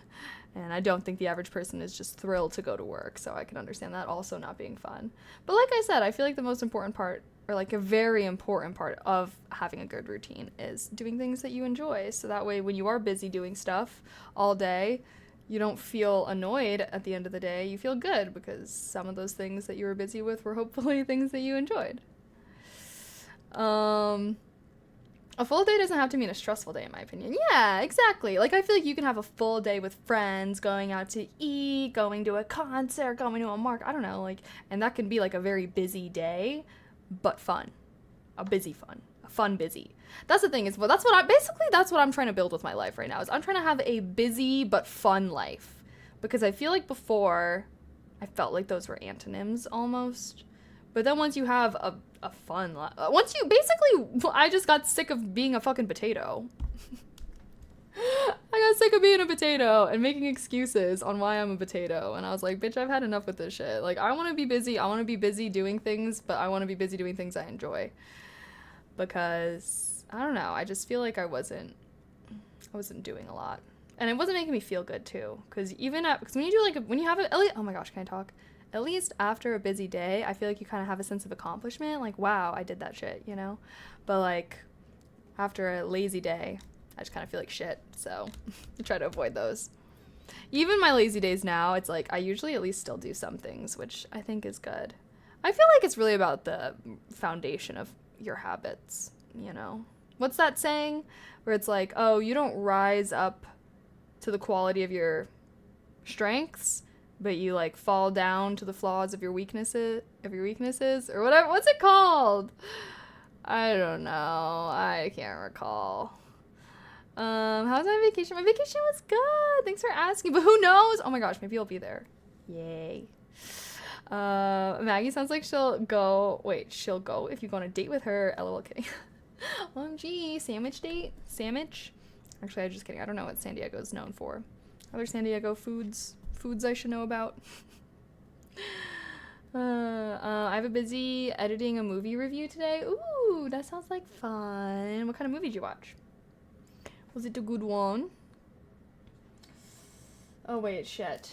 Should we decide? Wait, is everyone still playing Elden Ring, guys? Are people still playing Elden Ring? I don't know if I can mentally handle playing Elden Ring. Why is everyone playing Roblox right now? Dress to Impress? Bitch! Fucking Ryan Higa is playing Dress to Impress right now? Are you fucking serious? Are you... Remember when I played this game? No one wanted to watch me. This is such a fun game, though. Let's see. Wait. Oh, they're about to get to scoring. Oh, just kidding. No, they're not. Guys, why? I loved Ryan Higa when I was a kid. TBT. Nice guys finish last. That's why I'll treat you like trash. It's not what I really want to do. What the fuck? So everyone's playing Dress to Impress now. So fucking everyone's playing Dress to Impress now. What did I miss? How come I try to play it once, no one gives a fuck? Now all the cool kids are playing it. You think people would give a fuck if I streamed it now? Honestly, yeah, I should just start become a Roblox streamer. Yep, must be new Elden Ring DLC. Yeah, well, I never played Elden Ring, so we'd have to, like, make a whole thing. Is that worth it, guys? I don't know if I could mentally handle Elden Ring. I feel like I cannot mentally handle Elden Ring. I do not have that mental fortitude that is required, unfortunately. Hello, Isaiah. The first X-Men movie. Ooh, I loved X-Men. X-Men was so good. Collabs bring more viewers, I think, is how it works out.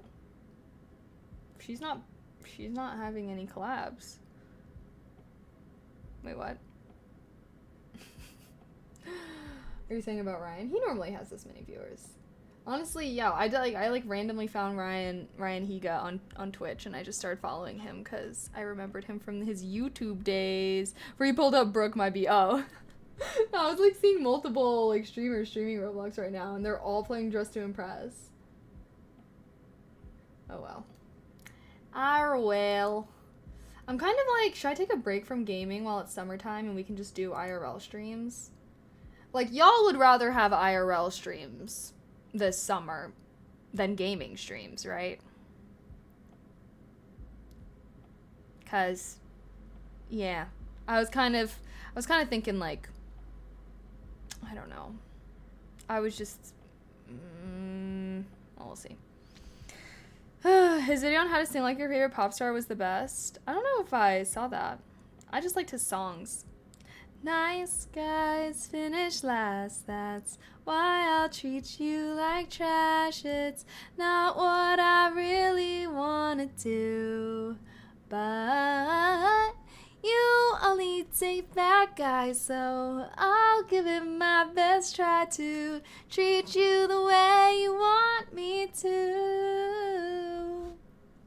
And I'ma beat you in every competition going out with the girls. You better get my permission. Wait, no, I take that back. You can't go. House is on tonight, and that's my favorite show. I feel like I could sing that whole song bar for bar, honestly. What were some of his other songs?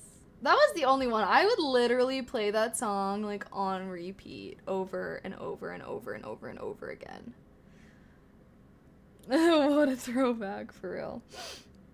I like when we can yap to each other. So that's like every stream, basically. I have designated yap times. But come on, there's only so long I can sit in front of a camera and yap for, guys, okay? Like, I'm not just a machine. Normally, once I hit like an hour and a half of yapping, my brain is kind of like, please, please, please do something else besides yap. Let me recharge. You know what I mean? Only thing I can focus on in focusing time is you. Is that okay? I mean, sure, I suppose so. But yeah, no, I really like the focus streams. I feel like you're the only one that's complaining. You're a vocal. I don't even know. Maybe if I had a yap grandmaster. I mean, it's just like, there's so, I mean, I feel like I talk to you guys while I do things. It's not like I'm just ignoring chat if I'm not doing just chatting. You know what I mean? Yeah, they're nice. You get some work done. That's what I'm thinking, too. I feel like there's usually a lot of people there, too, so I kind of assumed that y'all were vibing with them. Let's see, what time is it? It's 4.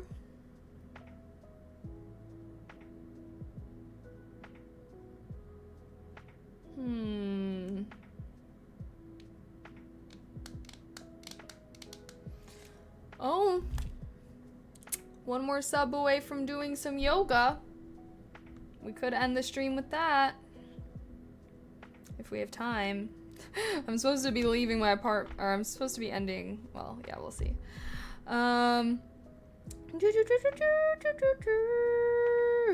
What IRL ideas do you have? I don't really know. Well, I was thinking we can go to Grant Park and see the Chicago Bean. Obviously, we can go down to the lake and have like a little like lake day. I thought would be nice. I was thinking that we could do like, I don't know, like axe throwing.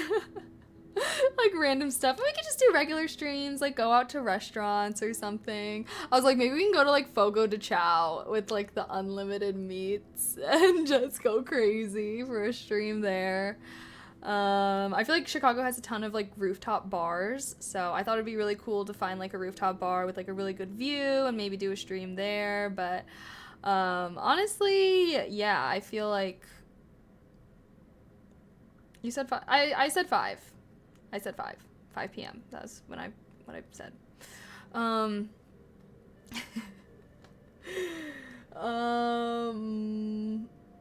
lost my train of thought. I'm doing good. How are you? Go higher than second floor rooftop. Yes, obviously. Alrighty. Hold on a second. Should I go try and get Mochi to come in here, guys? I want Mochi. Let me see if I can convince Mochi Mochester to come in. Mochi, you want to come in now?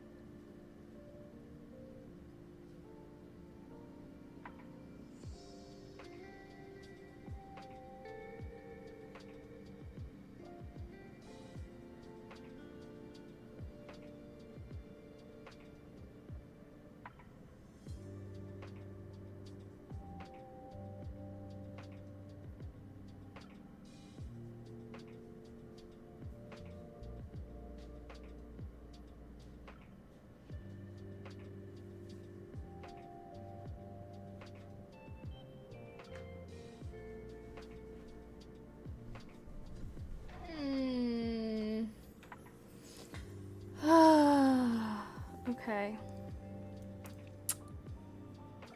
Why do I have no brain cells right now? Why do I have no brain cells right now? Where did they go, chat? Where did they go? I lost them. Maybe I need some caffeine. Ooh. Wait, just kidding. BRB again. I'm gonna grab some Mio water.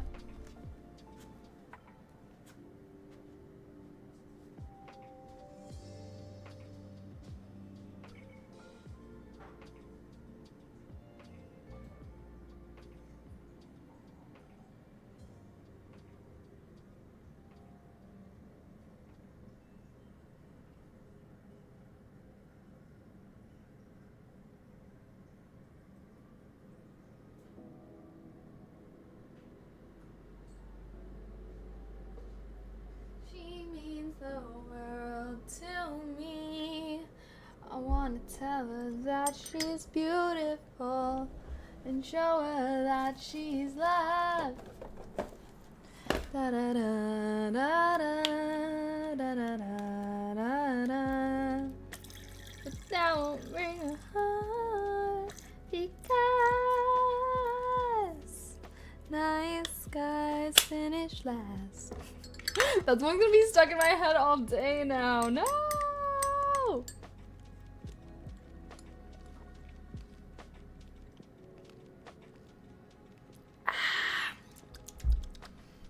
Alright. The real question is, should we do one more focus segment?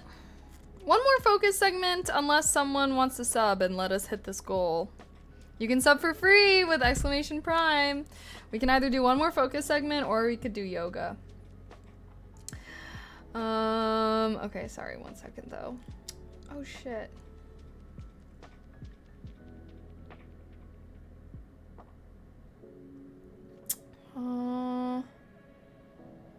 Sorry, 1 second.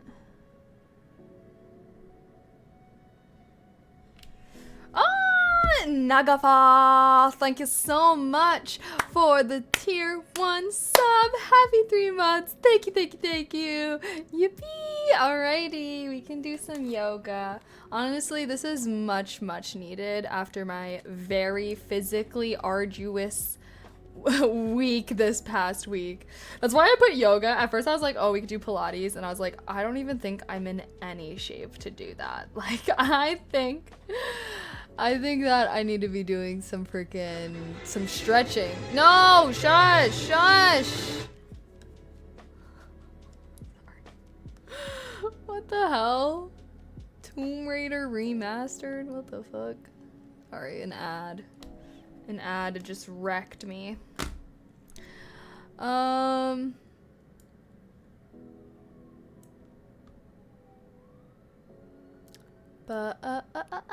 you only date bad guys, so I'll give it my best shot to treat you the way you want me to. Okay. A little bit of yoga, perhaps? Should I do, like... Well. Hold on a second. I want to do...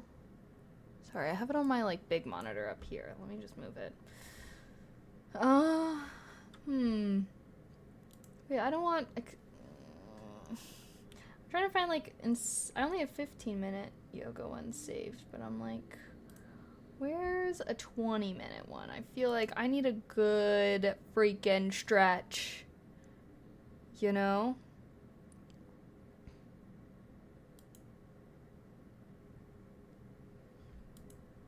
All right. Well, do you guys want it? Do you guys want a 20-minute one or do you want a 15-minute one?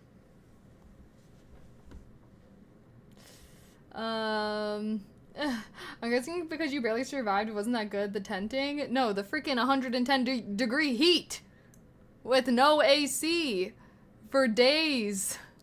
That's what was freaking killing me. That's that hate. What kind of masochist tent camps? Bro, literally. Okay, well, it's all because of freaking Boy. It's all because of Boy planned this trip.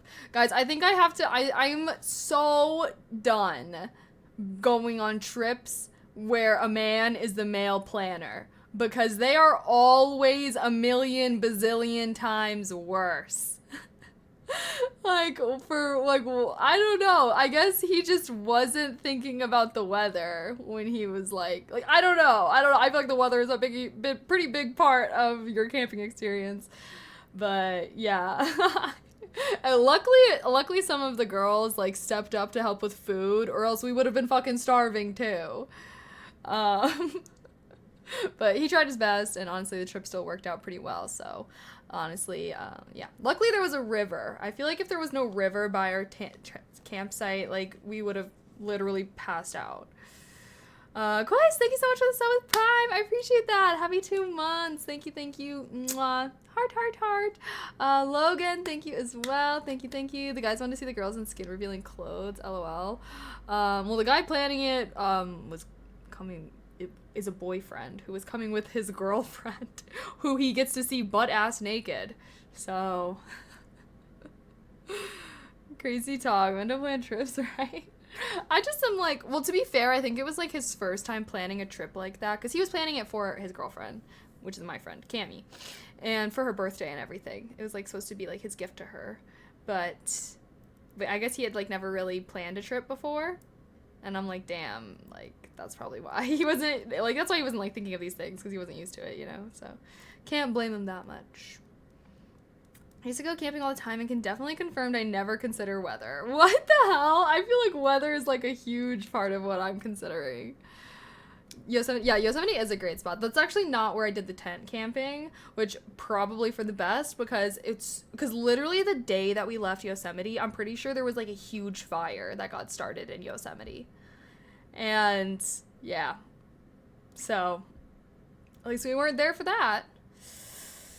Okay, should we do some yoga now? I guess D-Day and Kang are here, so You guys come from Claire or something? Actually, is she streaming? Or did she stream? I haven't seen her stream in a while. Damn, she's leaving Chicago pretty soon, isn't she? I don't think I've seen her since... Well, no, that's not true. I've seen her one time since my birthday.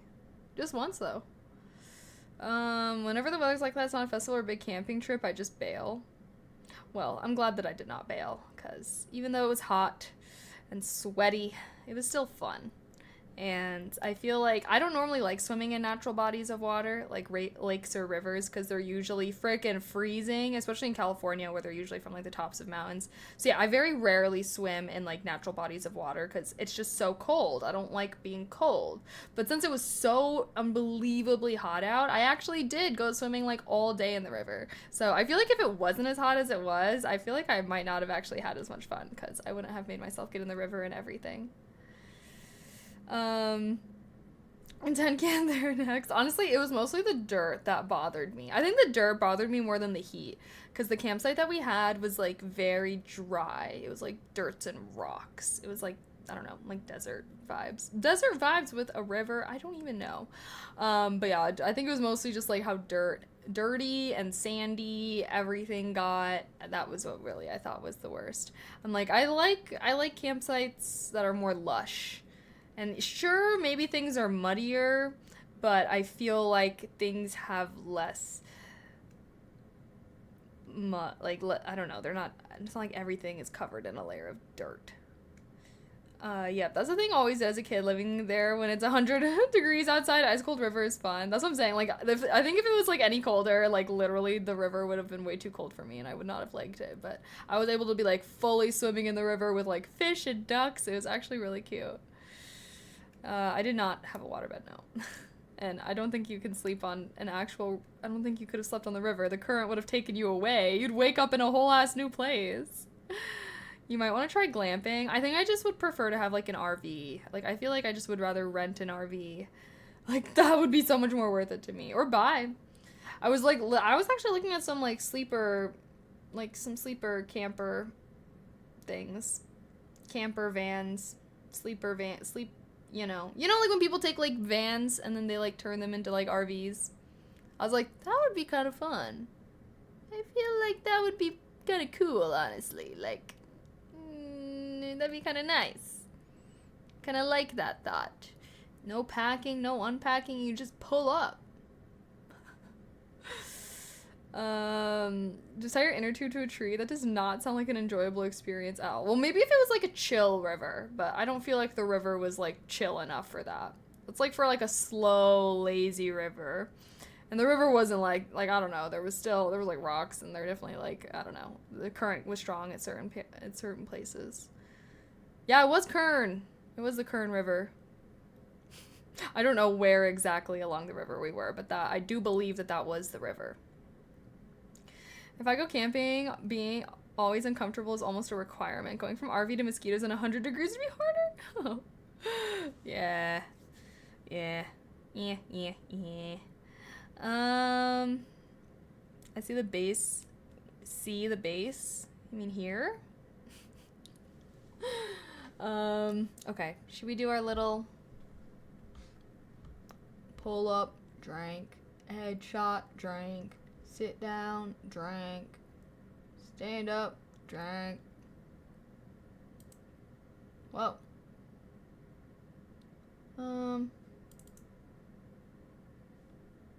Whoa. Hold on a sec. Can you not, please? Jesus fucking Christ.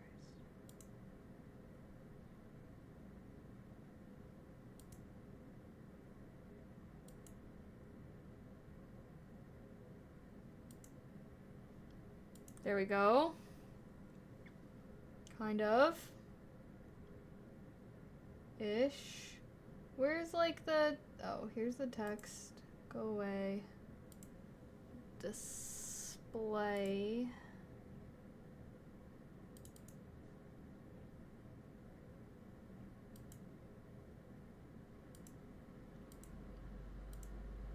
Huh? Why is this being weird? Stop, what is this wave? Stop capturing that. What the hell?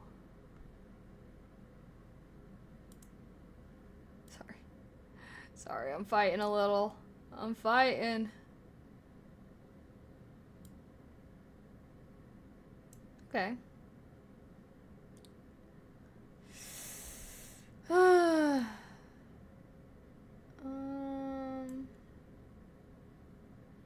Let's do some yoga. Let's do some yoga. I went camping by Kern River in the summer years ago, and it was too hot to sleep. Got a room with AC for sleep. No, yeah, like one of my friends, the girl, well, Cammie, my friend whose birthday it was like, she was worried that it was going to be so hot that we were going to have to like end up being in a hotel because of the heat. So I could have very easily been in the same situation, King. But luckily, because of the river and everything, it wasn't. So I think it worked out. Honestly. Do I think a portable fan? Well, I had a portable fan. Luckily, I bought a portable fan off of Amazon, and I literally carried it around with me. I had like I had like a fanny pack I was kind of wearing the whole time, and I literally had the portable fan clipped to it and constantly blowing air at me. And then whenever I'd be like sitting in the camping chairs, I would like clip it to the arm of the chair and have it blowing on me. But yeah, no, that tiny mini fan was like also part of the only reason I could hang on, because anytime I was like not having the fan blowing on me and it was just like the still hot air, I was like, I am going to die. Oh my gosh. But yeah, it worked out. So one of my friends had like a spray water bottle, and that felt like heaven. Oh my god. I was like, okay, if I ever go camping in the heat again, which hopefully not, but if I do, I'm definitely getting like a misting spray thing. I've always found water spray handheld fans to be the best. Oh yeah, that was what she had. It was like a combo sprayer and fan. It was nice. I was definitely using it way more than anyone else. Kaylee would love Europe in the summer. Miserable, never again. What? Because they ain't got AC. Yeah. My friends really want to visit Europe next summer, so I think I will. I think I need to visit Europe again. I feel like my last time in Europe left a very bad impression on me, and like now I just think of Europe as kind of like this gross place. I don't really care about going. Well, I don't know. I feel like I will. I'll allow Europe to redeem itself to me. But yeah, they don't really use AC. Yeah, That's what I hear. That's why they're like, oh my god, 85 degrees, it's so hot out. Yeah, AC only in tourist traps when I was in the EU. I mean, yeah, I definitely like AC. I definitely enjoy having some AC, TBH. We had a DJ set up at a group campsite 2 weeks ago, and it was in the 90s with no body of water. I don't think the 90s is that bad. It's honestly once it hits 100 plus that I think I'm dying, but like, I don't know, I can enjoy a good 90.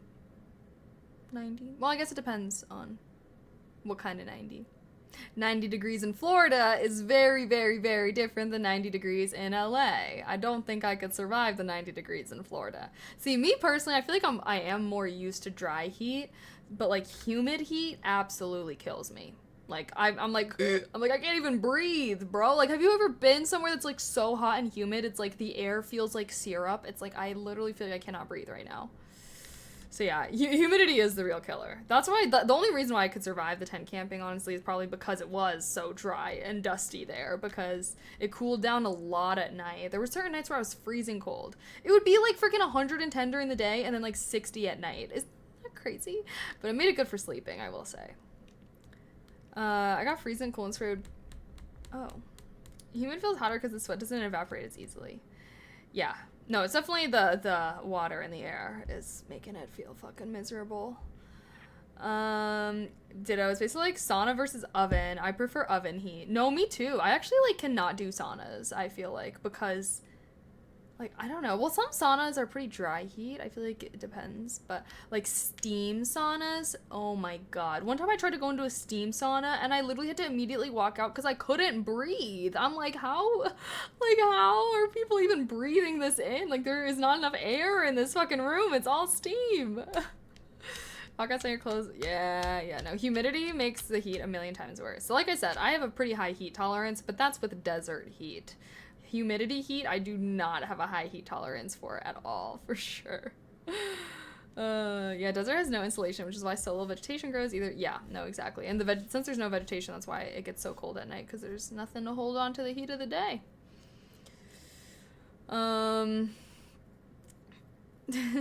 You must have a good sweat system to handle heat well. I don't sweat, really. I honestly don't really sweat. The only place that I sweat is like my lower back. That's why a lot of my workout outfits, I don't know if y'all know, that's why a lot of my workout outfits, I either like to wear the 2-piece, so that way I can have my lower back open, or I can wear like I like the backless, like, onesies and stuff. But yeah, I would say, like, honestly, I don't really get very sweaty. Honestly, I never really sweat. But, yeah. So I don't know why I can handle heat. Why? Well, I don't feel like I can handle heat better than my California friends, but I can handle heat better than my Midwest friends, so maybe it is just kind of growing up in California and just kind of being used to it. Lucky you. Well, I was just like trying to think about what he was saying, because he was like, yeah, you would think maybe I'd just be like sweating a lot, but I don't. But honestly, I guess it is lucky me. I think I would be annoyed if I was sweating all the time. But I guess it depends what kind of sweat. Like, generally speaking, I don't know. I guess I don't really think anything of it when other people are sweaty. I don't really, like, think of myself as, like, a lucky person for not sweating. I just kind of feel like that's just how I am. And other people sweat more. I have some friends that get real fucking sweaty. And yeah, I feel like, I don't know, I guess I don't really feel like I view being a sweaty person as, like, a negative thing. Assuming, like, unless you're, like, really stinky, unless your sweat is really stinky or something, because I don't know, like, that smell will bother me. But generally speaking, like, I don't know, I feel like when it's hot out, people sweat. I don't really ever view anyone any type of negative way for being sweaty. when we were fucking in the, yeah, like this past weekend we were tent camping, like the dudes especially, do dudes just sweat more than guys? Because the dudes would literally be like having sweat beads constantly dripping down their head. They had to be like taking towels, like cool towels, and like dunking it on them because they were getting insanely sweaty. Maybe that's the difference, really. It's just that, like, I just assume that all guys are really sweaty. or like can get really sweaty. Like it's pretty rare that I meet like girls that get really sweaty, but there are, I guess. Like I have some girls that definitely do that, like sweat more. If anything, I feel like it sucks to be a face sweater as a girl. Like I'm glad that I'm not really a face sweater as a girl, just because of like makeup. Because like them clubs be hot sometimes. So if I was a face sweater, I'd be like, my makeup. I'd be getting all pissed. Do I get lightheaded at all in the heat, in high heat? I will admit that like when we first came to the campground, we had to like set everything up. It was really hot and like we were doing a lot of physical exertion in the heat. And that was when I was like, there was a time where I was like, oh, I need to sit down for a little, like my head feels lightheaded. But I feel like when I was just like outside in the high heat, it wasn't bad. It was only when I was like, we were like setting up all the camp things and I was like moving around and it was like fucking 110 degrees. That was the only time that I was like, okay, this might kill me. Like, let me sit down. Sweat probably increases the chance to smell. I don't know. I feel like not necessarily. Like, I don't feel like my sweat... Well, maybe it depends. Maybe if it's armpit sweat, maybe, yeah. But, like, I feel like for example, my back gets really sweaty, but it doesn't smell at all. Or, like, it doesn't make me get smellier, if that makes sense. But I can see if it was, like, armpit sweat. That would make sense. Because I think you just have, like, BO is from certain glands that are only in certain parts of your body. So it's like, if that part of your body isn't sweaty, then I don't see why the sweat would make it. So, you know. No mosquitoes. There were some mosquitoes, but I honestly, like, didn't really get any bites. Maybe there weren't, really. Other people yeah, no, I don't know. We weren't really getting any bites. I was thinking, I was like, I hope the heat just kills them. Because we saw some mosquitoes, but then, like, I don't know, like, I really was not getting bit that much, even though they were there. Normally, the mosquitoes be feasting. So, yeah, I was thinking maybe they just, like, died because it got so hot. I have to work out in the morning to get all the sweat out, so there's nothing left for the rest of the day. Really? Biology muscle burns more energy, thus easier to sweat. Because guys have more testosterone. Does testosterone make you sweaty? I didn't know that. I did not know. Is that true?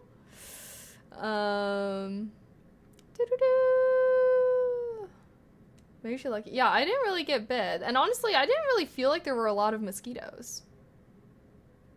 But I do think that, I literally think that a lot of them probably died from the heat. Like, no joke. Like, how well can a fucking bug really survive in 110-degree weather if it just gets caught lacking? You know what I mean? Like, I feel like the heat had to have been affecting the bugs a little, you know what I mean? Like, ain't no way. Ain't no way. Maybe you have low blood sugar levels. Mosquitoes love sugar. Really? Normally I get bit a lot by mosquitoes, but like I said, I wasn't really getting bit. No one I know was really getting bit. I feel like at most a few bites were bitten, but I don't know. We weren't really getting bit while camping. It's probably the heat. Great if there's water. Sadly, that's the rainforest buff. Fuck that. No, literally, I was like, I hate mosquitoes. Okay, is it time for our yoga? Is it yoga time? I think it's yoga time. Let's do some yoga. Yoga. Get some stretching. Oh, yeah. Oh, shiz. Actually, I forgot that I posted something on TikTok today. I posted a view from my hike. Guys, if you want to see what... Oh, shit. Okay, hold on. I'm fucking this up. If you guys want to see the view from this hike that I did, oh my gosh. First of all, that was the hardest hike I've ever done in my entire life. I did vlog it, so you guys will get to see me fight for my life in the vlog, kind of. But... oh my gosh, but yeah, I saw this really incredible view. Let me see it. But yeah, I posted a little TikTok of it. I was like, I should start using TikTok as like a Snapchat story when I'm traveling, because I feel like I like watching TikToks of like, you know, like travel TikToks where it's literally just showing a view or something like that. Like, I like watching those. So I'm like, I should just start like posting random like videos from my trips and stuff there. So I will be doing that more. Totally mean a lot if you guys would want to watch this. Okay. I'm thinking in the meantime though, let's do some yoga.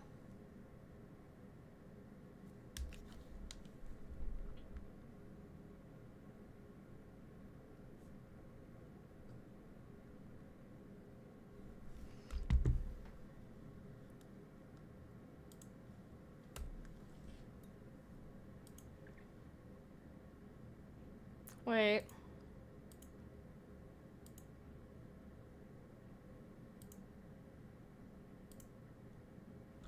Huh? On your inhale, Oh wait, no. It's just her circle music. forward, arching your spine, and exhale, round back. Inhale as you circle forward, exhale as you round back. 2 more. Making these circles as small or as big as you like. And now let's reverse. Inhale, arch your spine, circle forward. Exhale as you round back. 3 more. Really connecting with your body and with your breath. Inhale and exhale. My hair. 1 more. Should I tie my hair up? Beautiful. Find a neutral spine now. Tuck your toes under and press back to your first downward facing dog. Let's take a moment to pedal our heels, alternate bending one knee at a time, just to gently warm up into this position.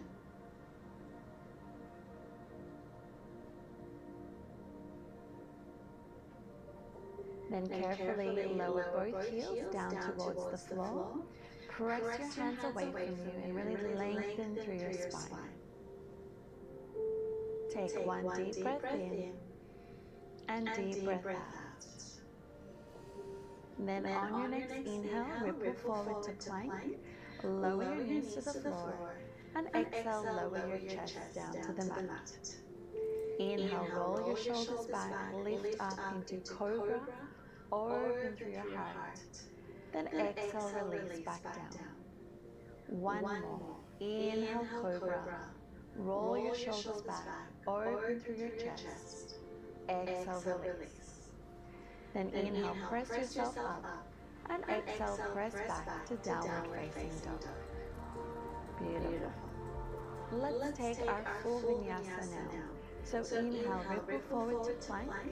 Exhale, bend your elbows, chaturanga. Inhale, upward facing dog, roll your shoulders back. And exhale, press back to downward facing dog. One deep breath in and deep breath out. Then look up in between your hands, carefully tiptoe your feet forward. Halfway lift, inhale, exhale, fold. Then keeping your knees bent, roll up to standing.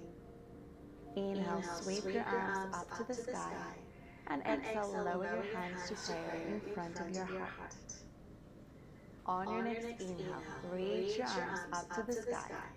Exhale, bend your elbows and open your chest.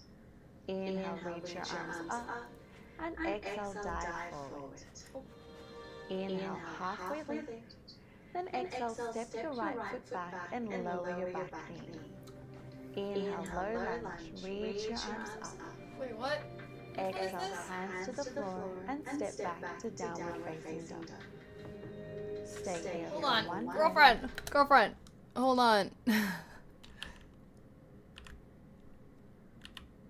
Your right foot back and lower your back knee. Inhale, low lunge, reach your arms up. Right foot.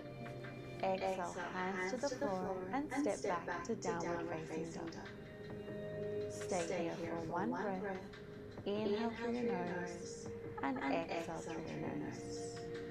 Then inhale, reach your right leg up to the sky. Exhale, step your right foot forward and lower your back knee. Low lunge, inhale, reach your arms up. Then exhale, hands to the floor and step your left foot forward. Inhale, halfway lift. Exhale, fold. Roll up to standing, vertebra by vertebra. Inhale, reach your arms up. And exhale, lower your hands to prayer. Let's do that one more time. Inhale, reach your arms up. Exhale, bend your elbows, open through your heart. Inhale, reach your arms up. Exhale, dive forward. Halfway lift, inhale. And this time, exhale, step your left foot back and lower your left knee. Low lunge as you inhale, open through your heart. Exhale, hands to the floor and step back to downward facing dog. One deep breath here. Then inhale, reach your left leg up to the sky. Exhale, step your left foot forward and drop your back knee. Inhale, arms sweep up to the sky. Then exhale, hands to the floor and step your right foot forward. Halfway lift, inhale, fold, exhale. Roll up to standing, inhale, reach your arms up to the sky. And exhale, lower your hands to prayer.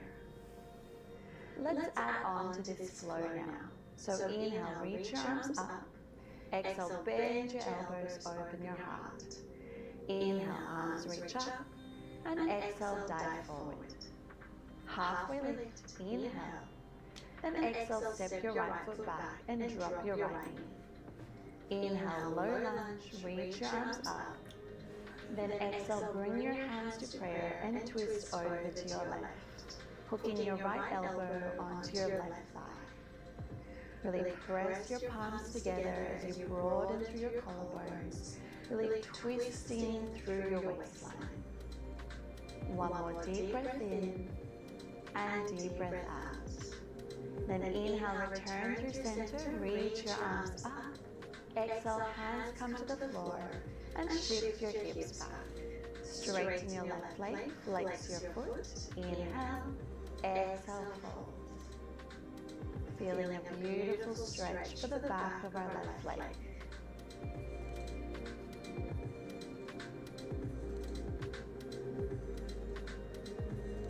Then inhale, rebend your left knee, and exhale, press back to downward facing dog. On your next inhale, reach your right leg up to the sky. Exhale, step your right foot forward and lower your back knee. Inhale, low lunge, reach your arms up to the sky. Then exhale, take your hands to prayer and twist over to your right, hooking your left elbow onto your right thigh. Really roll your right shoulder open, press your palms together as you broaden through your collarbones and twist through your waist. Let's stay here for one more deep breath. Then on your next inhale, return through center, reach your arms up. Then exhale, take your hands to the floor and shift your hips back. Flex your right foot, inhale, lengthen your spine, and exhale, fold. Feeling a beautiful stretch for the back of your right leg. Keep drawing your belly button in and lengthening through your spine. On your next inhale, rebend your right knee, and exhale, step your left foot forward. Inhale, halfway lift, exhale, fold. Roll up to standing, vertebra by vertebra. Inhale, arms to the sky, and exhale, lower your hands to prayer. Inhale, reach your arms up. Exhale, bend your elbows, open your heart. Inhale. Was this the same thing?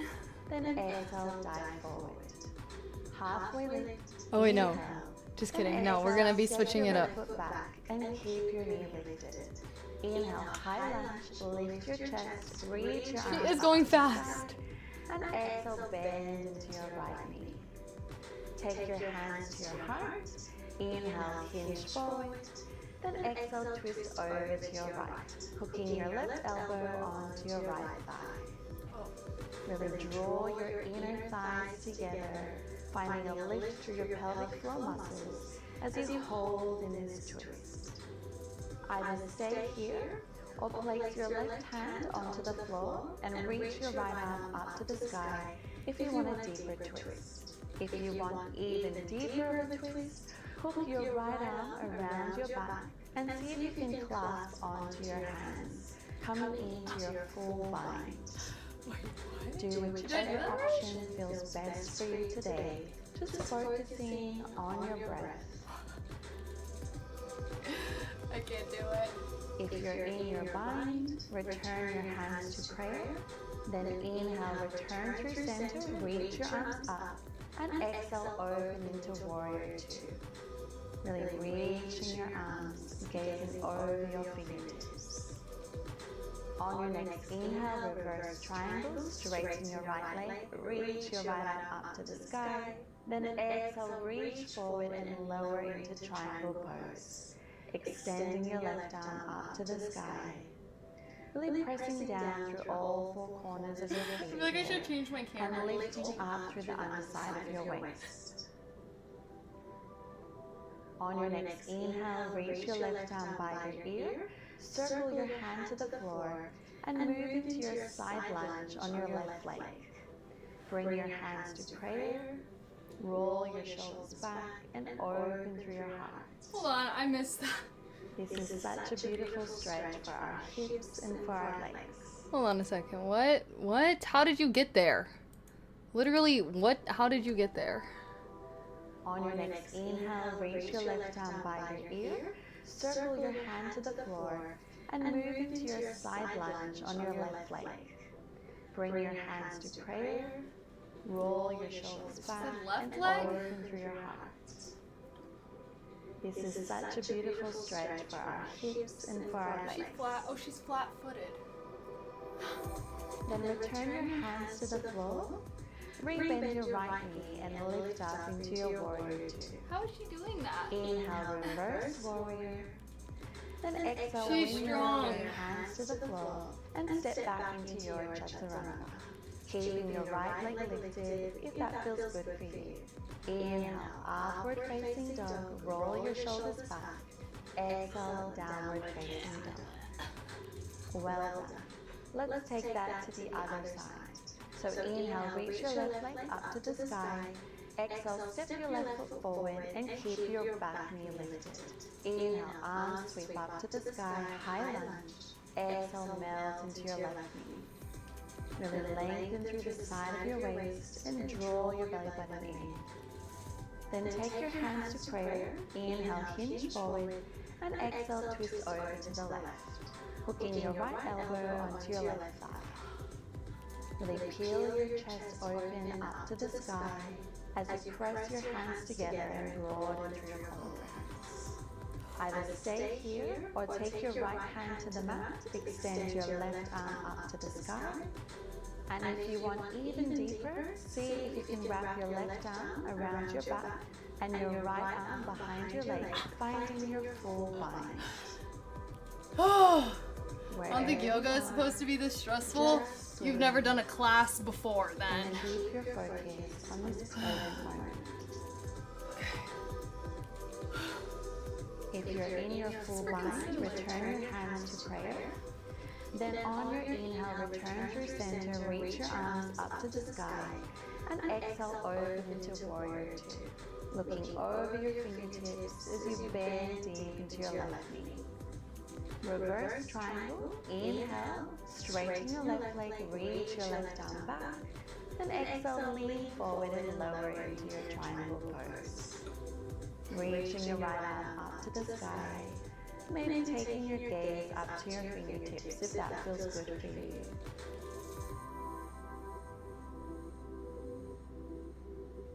Then on your next inhale, sweep your right arm by your ear, circle your hand to the floor, bend into your right knee, coming into your side lunge.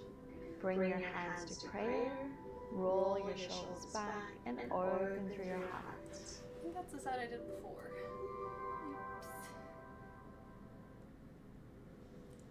Then return your hands to the floor, bend your left knee, and press back up into your warrior two. Inhale, reverse warrior. Then exhale, hands to the floor, and step back into your chaturanga. Maybe keeping your left leg extended behind you. Inhale, upward facing dog. Exhale, downward facing dog. Well done. Let's take one deep breath in. and deep breath out. On your next inhale, ripple forward to plank, and exhale, lower all I the can't way do it down with to the your socks. belly. The Interlace socks! your hands behind your back. Then inhale, straighten your arms, lift your chest, and lift your legs. Really draw your navel up towards your spine. Keep your gaze down to the floor, and really squeeze your glutes. One more deep breath in, then exhale, release. Rest your head on your hands just for a moment. Wiggle your hips if you need to. Feel free to repeat that again, or if both poses in your practice, bend your knees and reach back for the tops of your ankles. Flex your feet, then press your feet into your hands to lift your chest, really rolling your shoulders back. Then press your heels up to the sky and finally point your toes. Really roll your shoulders back, open to your heart, and take deep breaths. Can you lift your feet up a little bit higher? One more deep breath in, then exhale, carefully release back down. Release your legs, take your hands underneath your shoulders, press yourself up and back into a child's pose. Just to release any tension in our lower back after that beautiful back bend. Take a few deep breaths here in this counter pose. Then on your next inhale, ripple your spine forward, coming into your upward facing dog, lifting your knees off the floor. Then exhale, press back to your final downward facing dog. Lower your heels down towards the floor as you lengthen through your spine. Then look up in between your hands and carefully step your feet forward, coming into a cross-legged position. Extend your legs straight, flex your feet. On your inhale, reach your arms up, and exhale, fold forward. Try to keep as much length as you can through your spine, really drawing your navel in. I cannot go as low as her. Take deep breaths here, keeping a soft bend through your knees if you need to.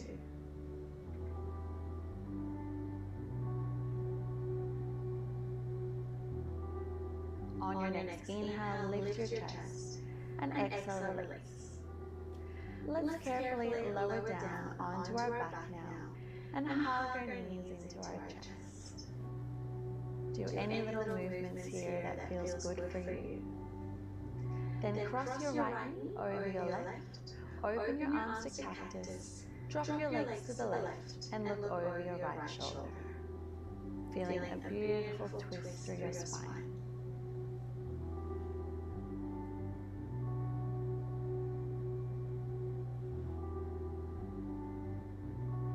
Return through center and switch sides. Cross your left knee over your right, drop your legs to the right and look over your left shoulder. Feel free to close your eyes here, just enjoying this beautiful stretch.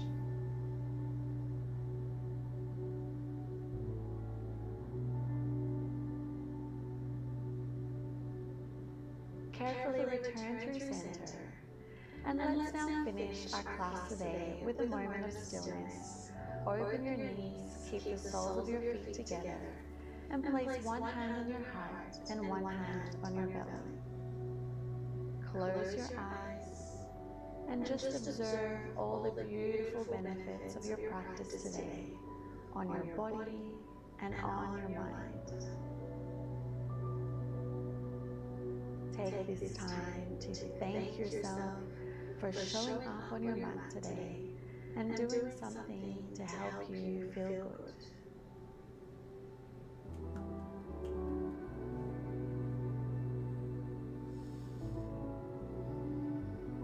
Feel free to stay here for as long as you need to, but if you are ready to finish your practice with me, open your eyes, carefully draw your knees together and roll onto one side, and then press yourself up to seated.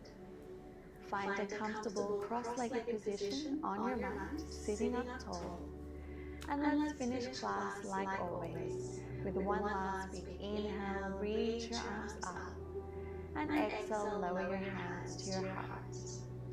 Thank you so much, everyone. I hope you enjoyed today's yoga flow. If you'd like to see more classes like this, don't forget to like this video, leave me a comment, share this video. I liked that. It was alright. It was alright. I like some of her other. I like this. I like her 10 to 15 minute yoga ones. That one was like a little repetitive, I felt like. I don't know what y'all thought. I was like, we're just doing the same thing. But I kind of like the ones that are, they kind of switch it up more. But yeah, this is I saw some people are asking, this is the channel, Move with Nicole. I like to watch all her videos. I just recently made a little Notion page where I can like save all of her videos that I like instead of just scrolling through her channel. So anytime I do a video of hers that I really like, I'm going to add it to this page. That one I thought was fine, but not good enough for me to add to my page. Where the freak? There. Whew. Why she got so many subs, damn. She's been doing it for a while. And literally, anytime I see Pilates videos on TikTok, everyone in the comments says that they watch her. That's how I found her, was because everyone was always hyping her up and shit. But she's really good. I really like her. I always did yoga with Adrienne. Really. I like this girl. It was Adrienne. How's Adrienne compared to Nicole? I really like Nicole. I don't know why I'm talking like I know her, but I really like her channel. I feel like I like the way that she does her workouts. Her workouts are like hard. But they're like a good kind of hard, I feel like. They're definitely the kind that make you push yourself. As you could see, even her like little old like super easy yoga routine, I'm like still struggling low-key. But I like that. Like I feel like her workouts are a really good mixture between like being challenging and being like easy to do. Like I feel like anyone can do her workouts, you know, like you don't need to be super strong or super flexible to start, because sometimes I've tried to like do Pilates or yogas where it's just like, I don't know, the person's just going 0 to 100 like so fast. But anywho, yeah, I really like this girl. I've been watching her for a little while now.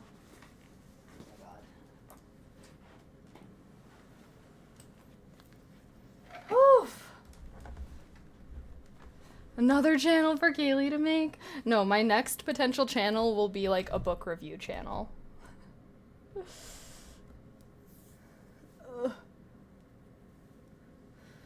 Okay. Alrighty then. Sorry. My brain cells are still recovering. Should I drink a protein shake? Why not? Why not? Let's celebrate with a protein shake. Whoop whoop. Whoop whoop.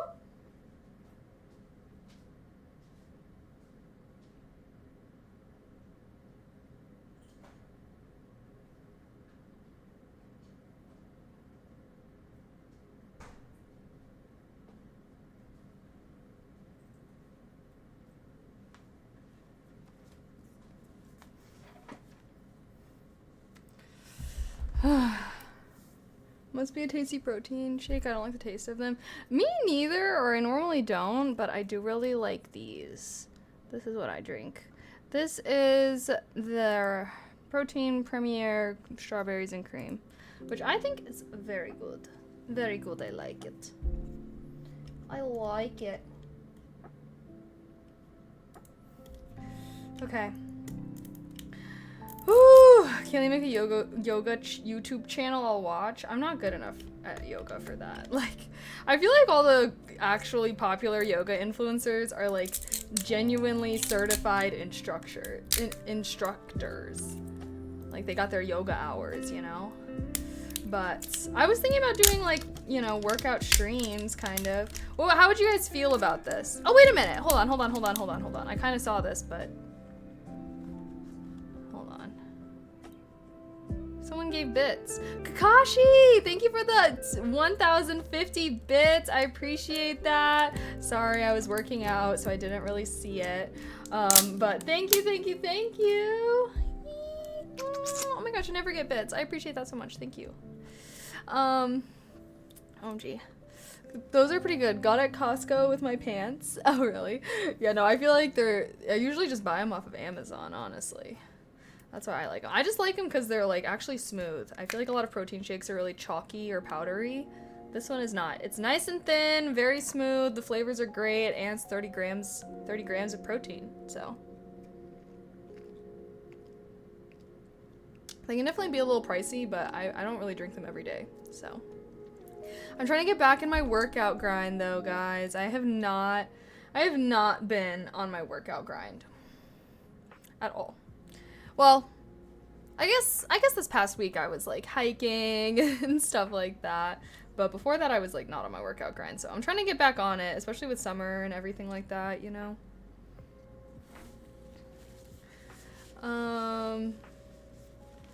Okay. Yeah, good cardio. Yeah, even just, like, when we were tent camping, like, setting up the tents and everything was, like, a fucking workout.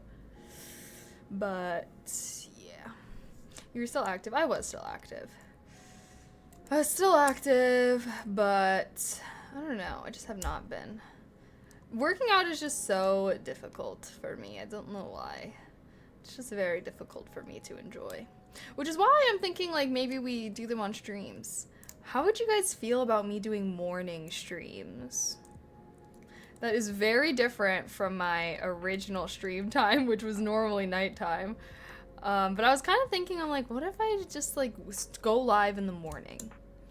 And then and then we do a workout. And then after the workout, we drink a little protein shake, maybe make some tea, and then chat for a little bit. Then maybe we can, like, read, or,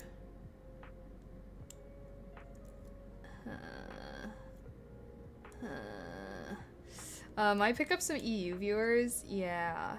I was just thinking, I was like, well, I don't know. So, like, I could, like, start stream, and basically I can just go live, and then just do my workout, while people are kind of coming in. And probably do just, like, 20-minute ones or whatever. And then after that, once, you know, I'm all done, I can start saying hi to everyone, like, good morning, blah, blah, blah. And then, yeah, I do like to do I guess my morning reading still. Yeah, and then we could do, like, focus streams after that, focus segments after that. I've been really vibing with the focus streams, guys. I'm like, like, I want to do focus segments. I like it. I like it a lot. And then, like, we could, like, game or do whatever at, like, in the afternoon time. So it would basically be, like, workout, and then chat, and then focus, and then fuck around afterwards. That would be, like, kind of the new vibe. But, yeah, because then I was basically thinking, like, we can have, like, chill, kind of, like, focus streams, and then outside of that, we can do IRL streams. Because basically, I can do the shit that I need to do to get done during our focus streams, which means that outside of that, once I get that shit done, I feel like, I don't know. It's basically like I already do all of this stuff, and if people like watching the focus streams, like, why not just do it on stream? That's kind of how I'm thinking. Because normally I, like, wake up and I do all this stuff. Like, I do all of this stuff normally, right? Just, like, not on stream. So it's basically like I would just be streaming more if I did this, because I already spent time doing this. I would just go live. I don't know. I'm, like, all torn up and conflicted. I feel like at that point I would basically be, like, doing co-working streams or IRL streams. And maybe some gaming worked into there, but I'm trying not to be, like, too degen vibes. And, yeah, I was thinking that could be our vibe for the summer. And I was thinking, like, you know, if the IRL streaming is really easy and it's, like, not hard to do at all, we could basically do Monday focus streams, Tuesday IRL, Wednesday focus stream, Thursday kind of focus, but maybe gaming afterwards. So Thursdays would be, like, our cozy day, basically. Like, we could do, like, gaming afterwards, or we can, like, watch YouTube. I don't know. Like, Thursday cozy day. And then Friday, IRL stream.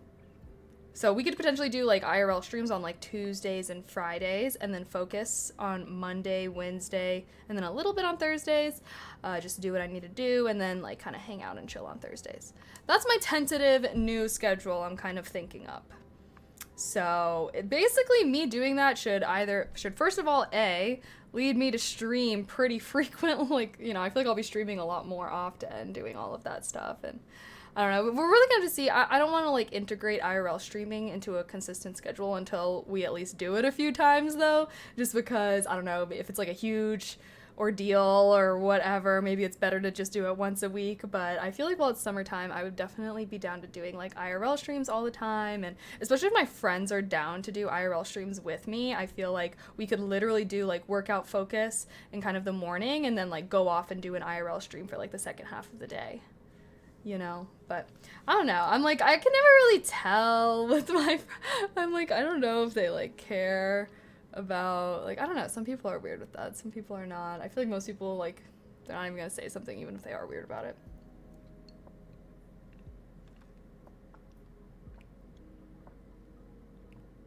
I'll be busy since EU, but it's a good idea. Yeah, we'll see. Maybe we can experiment a little bit this week. Yay, more streaming. Yeah, that's what I'm saying. I'm like, I don't think it would basically just make me stream more, because I'd still be streaming my normal activities. I would just also be streaming things that I normally do off stream. That was my thought process, but you know, I've been kind of on my grind lately, TBH. I've been enjoying. Are you guys, is anyone like really sad about no Fallout? Like, should I try and finish Fallout, or are we just kind of like, let's do the IRL vibe for summertime? I feel like I've taken such a long break that I'm kind of like, I'm kind of cool moving on, at least for a little. Like, we could always go back, but I'd love Fallout content. Yeah, well, I mean, I posted it on my gaming channel and everything. So you can always see all my Fallout playthroughs there.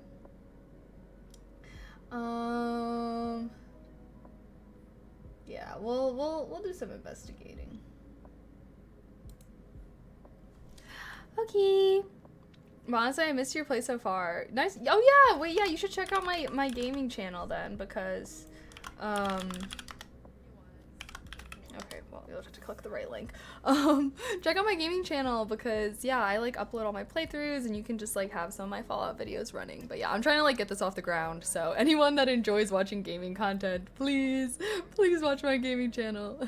It's like new, all my channels, but I feel like we're getting close to 500 subscribers on that channel. Yay, that's a good thing. Almost at 500. Although my last video did bad. You guys don't want to... Hold on, what the fudge?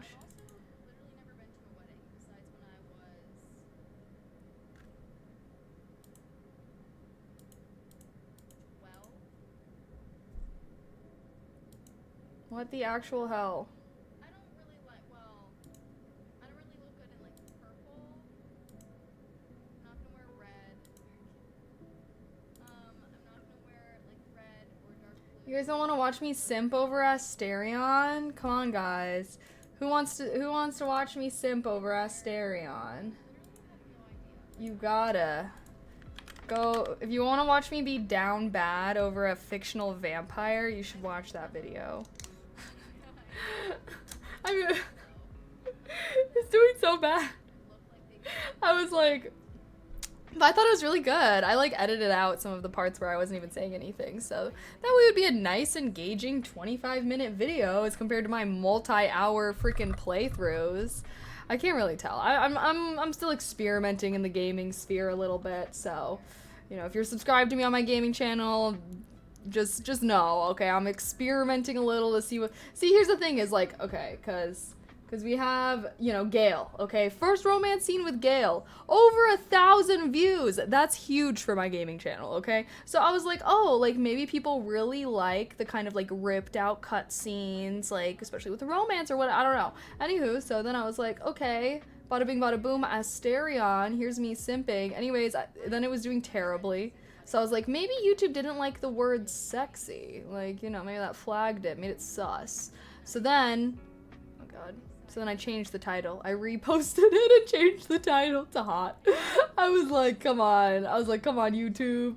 Now we had a solid 29 views. Woohoo. Okay, come on. We got way more people in this stream, guys. Like, Help me out. Help a girl out a little. Watch it all the way through, please.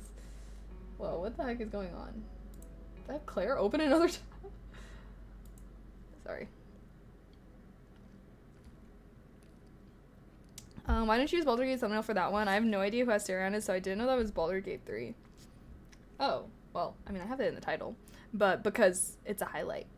It's not like a let's play. Kind of like with the Gale. So, like, my let's play VODs, basically my gaming VODs, my let's play videos, are gonna kind of have, like, the generic thumbnail where they're all kind of, like, part of a series. But then if I ever, like, make any special videos, I will always make, like, special thumbnails for it.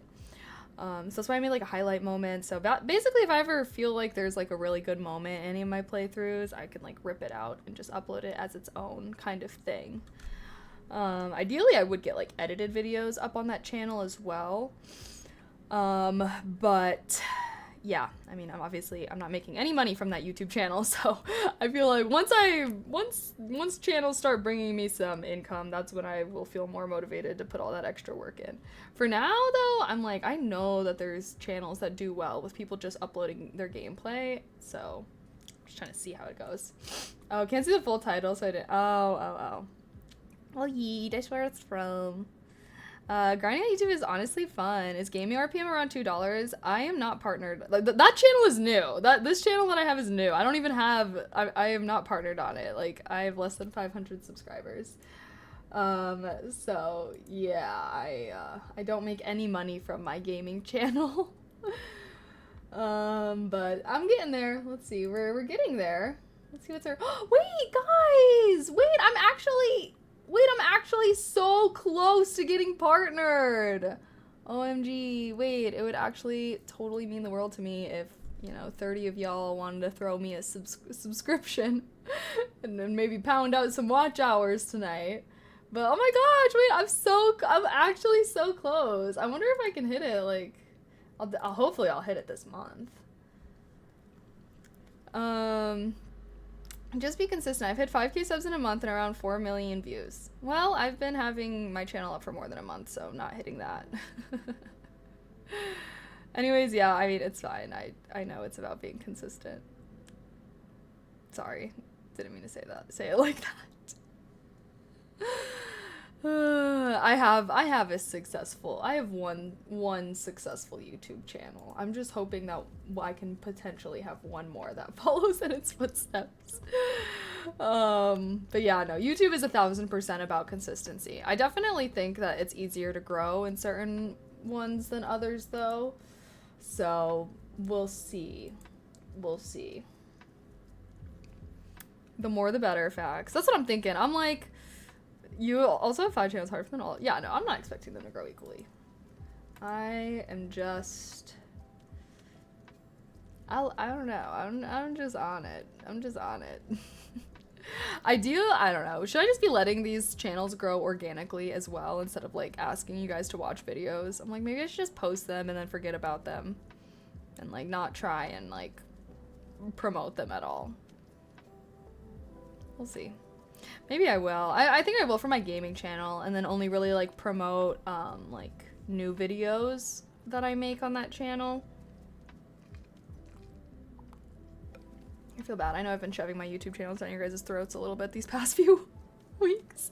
But I feel like I'm finally at a point where I'm like, okay, I feel like I'm in a routine with all of them now. Like, I feel good. I feel like I'm pretty consistent on all of them, honestly, which makes me happy. So I feel like I finally am to the point where I know what's going on. I feel like I have a good I have some, a good routine set up with them. Now all I need to do is be consistent and hopefully in like a year it will pay off and be worth it.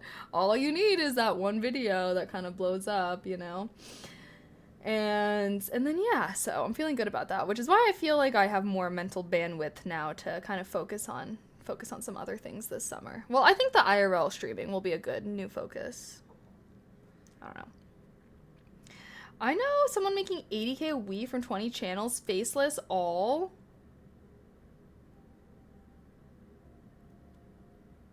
I'm not gonna lie, I kind of judge people like that. I don't know. I'm a little bit of a I'm a little bit of a, if you're just chugging out content to make money, I don't know. I feel like those people kind of are contributing to the downfall of social media. Like, there's just so many people that I feel like are chugging out content to try and make a buck. And that's why I feel like the quality of things that you've seen online just keeps going down and down and down. Because there's all these people, like, I feel like content creation used to be something where, like, people did it if they were really passionate about something or really into it, but now there's just so many people that just do it for money, and they're just like, post more, post more, post more, post more, engagement, farm that engagement, and like, they're not even passionate about what they're doing. They're just like being like, I don't know, man, but I do think those people have like negatively contributed to the digital landscape in which we live. He posts 100 to 400 videos a day. On what? On what? Literally on fucking what? Like, I don't even know how.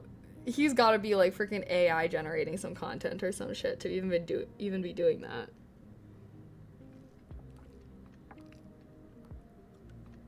that. We call that content slop. No, for real though.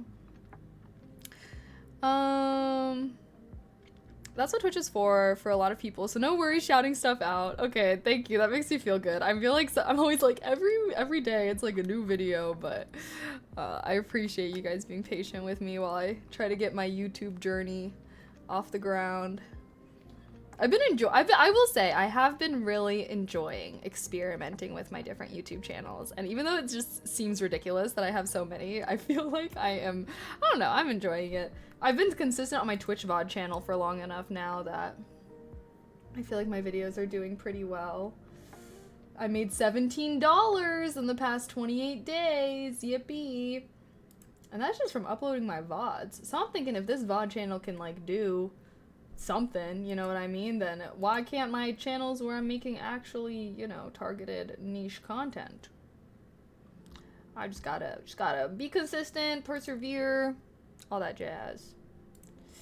My React channel's finally doing good. Well, not doing good, but I'm doing good with my React channel as far as like being consistent with posting and stuff like that. So, well, speaking of that, new solo leveling React episode 4. I actually might record some more tonight, so that way I can get these. I'm just working on one channel and I'm enjoying it a lot. That's worth someone's monthly salary easy. Wait, what? Wait, what is? There are 2.6 billion YouTube users / channels. He must have something worth watching or he wouldn't get that many views. Yeah, I guess so. Your VODs will start making a lot more money if / when you retire from streaming, probably. Well, honestly, I will say one thing about my VOD channel that's been surprising is I'll have like people that come into stream occasionally that like say that they started watching my streams because they originally found me on YouTube from my YouTube like VOD channel, and I'm like, oh wow, like I don't know, I thought that was crazy. Also, sorry, I'm not liking the lighting right now. Kind of harshing my vibe, bro.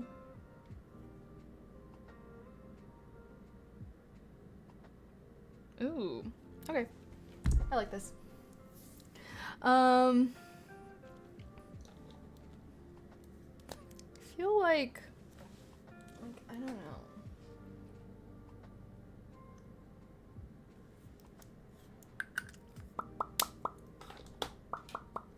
My protein shake.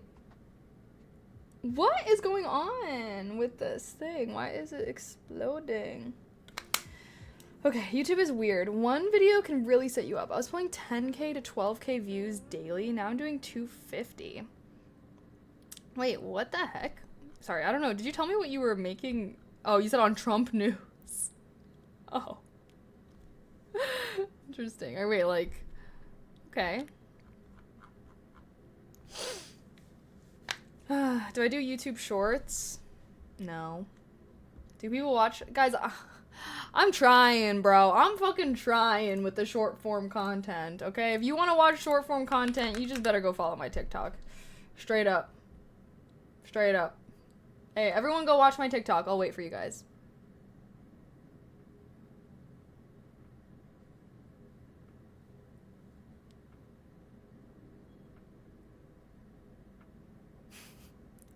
was about to say, I was like, okay, so did you guys watch it?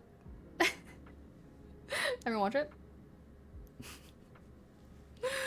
But yeah, I'm trying to post more on TikTok.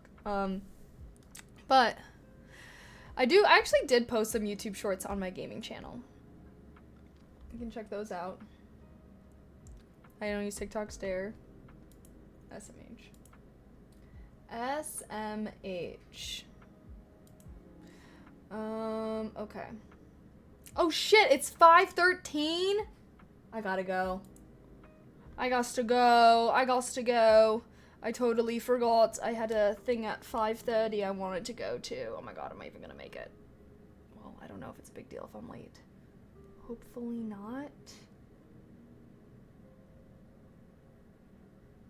Okay. Yep, alright. Okay. I gots to go. I didn't realize. But thank you guys for hanging out with me. I know we didn't really, I don't know, I feel bad. I feel like, I don't know if we really did anything. Honestly though, actually we kind of did. We did our like new routine, but out of order with like some yoga, some focus, good vibes.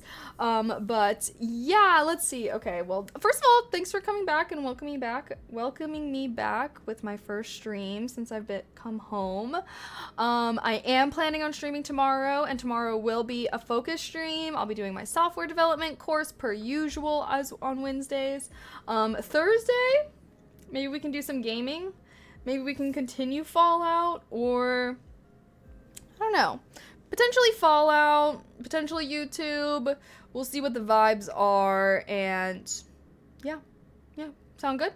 So I'll see you guys tomorrow for some focusing. I'll see you guys on Thursday for some cozy vibes. And then first IRL stream, I'm thinking Friday.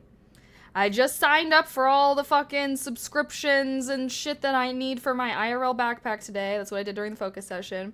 So hopefully my backpack is all ready to go. I'll make sure everything's in order. But yeah, tentative first IRL backpack stream on Friday. Most likely we'll just go to Grant Park and see the Bean and do something really chill for my first IRL stream. That way if we have any like technical problems or anything like that, I'm not doing something stressful. We'll have time to, we'll be able to figure it out and everything. So that should be fun. If you are a tech professional, please come to that stream in case I'm having issues. Nothing frustrates me more than IRL streaming. At least the IRL streaming I've done. Hopefully with a backpack though, it's completely different, super fun. So we have tons of IRL streams this summer. Thank you everybody that subbed, gifted subs, or gave bits today. I appreciate you guys' support towards my channel so very much. And as always, sub to all my millions of YouTube channels, and also follow my socials. Okie dokie, guys. Heart you. And I will see you tomorrow for some focus vibes. Sounds good. All right, everyone. Heart. See you next time. Sorry, I'm like freaking out. Okay, bye.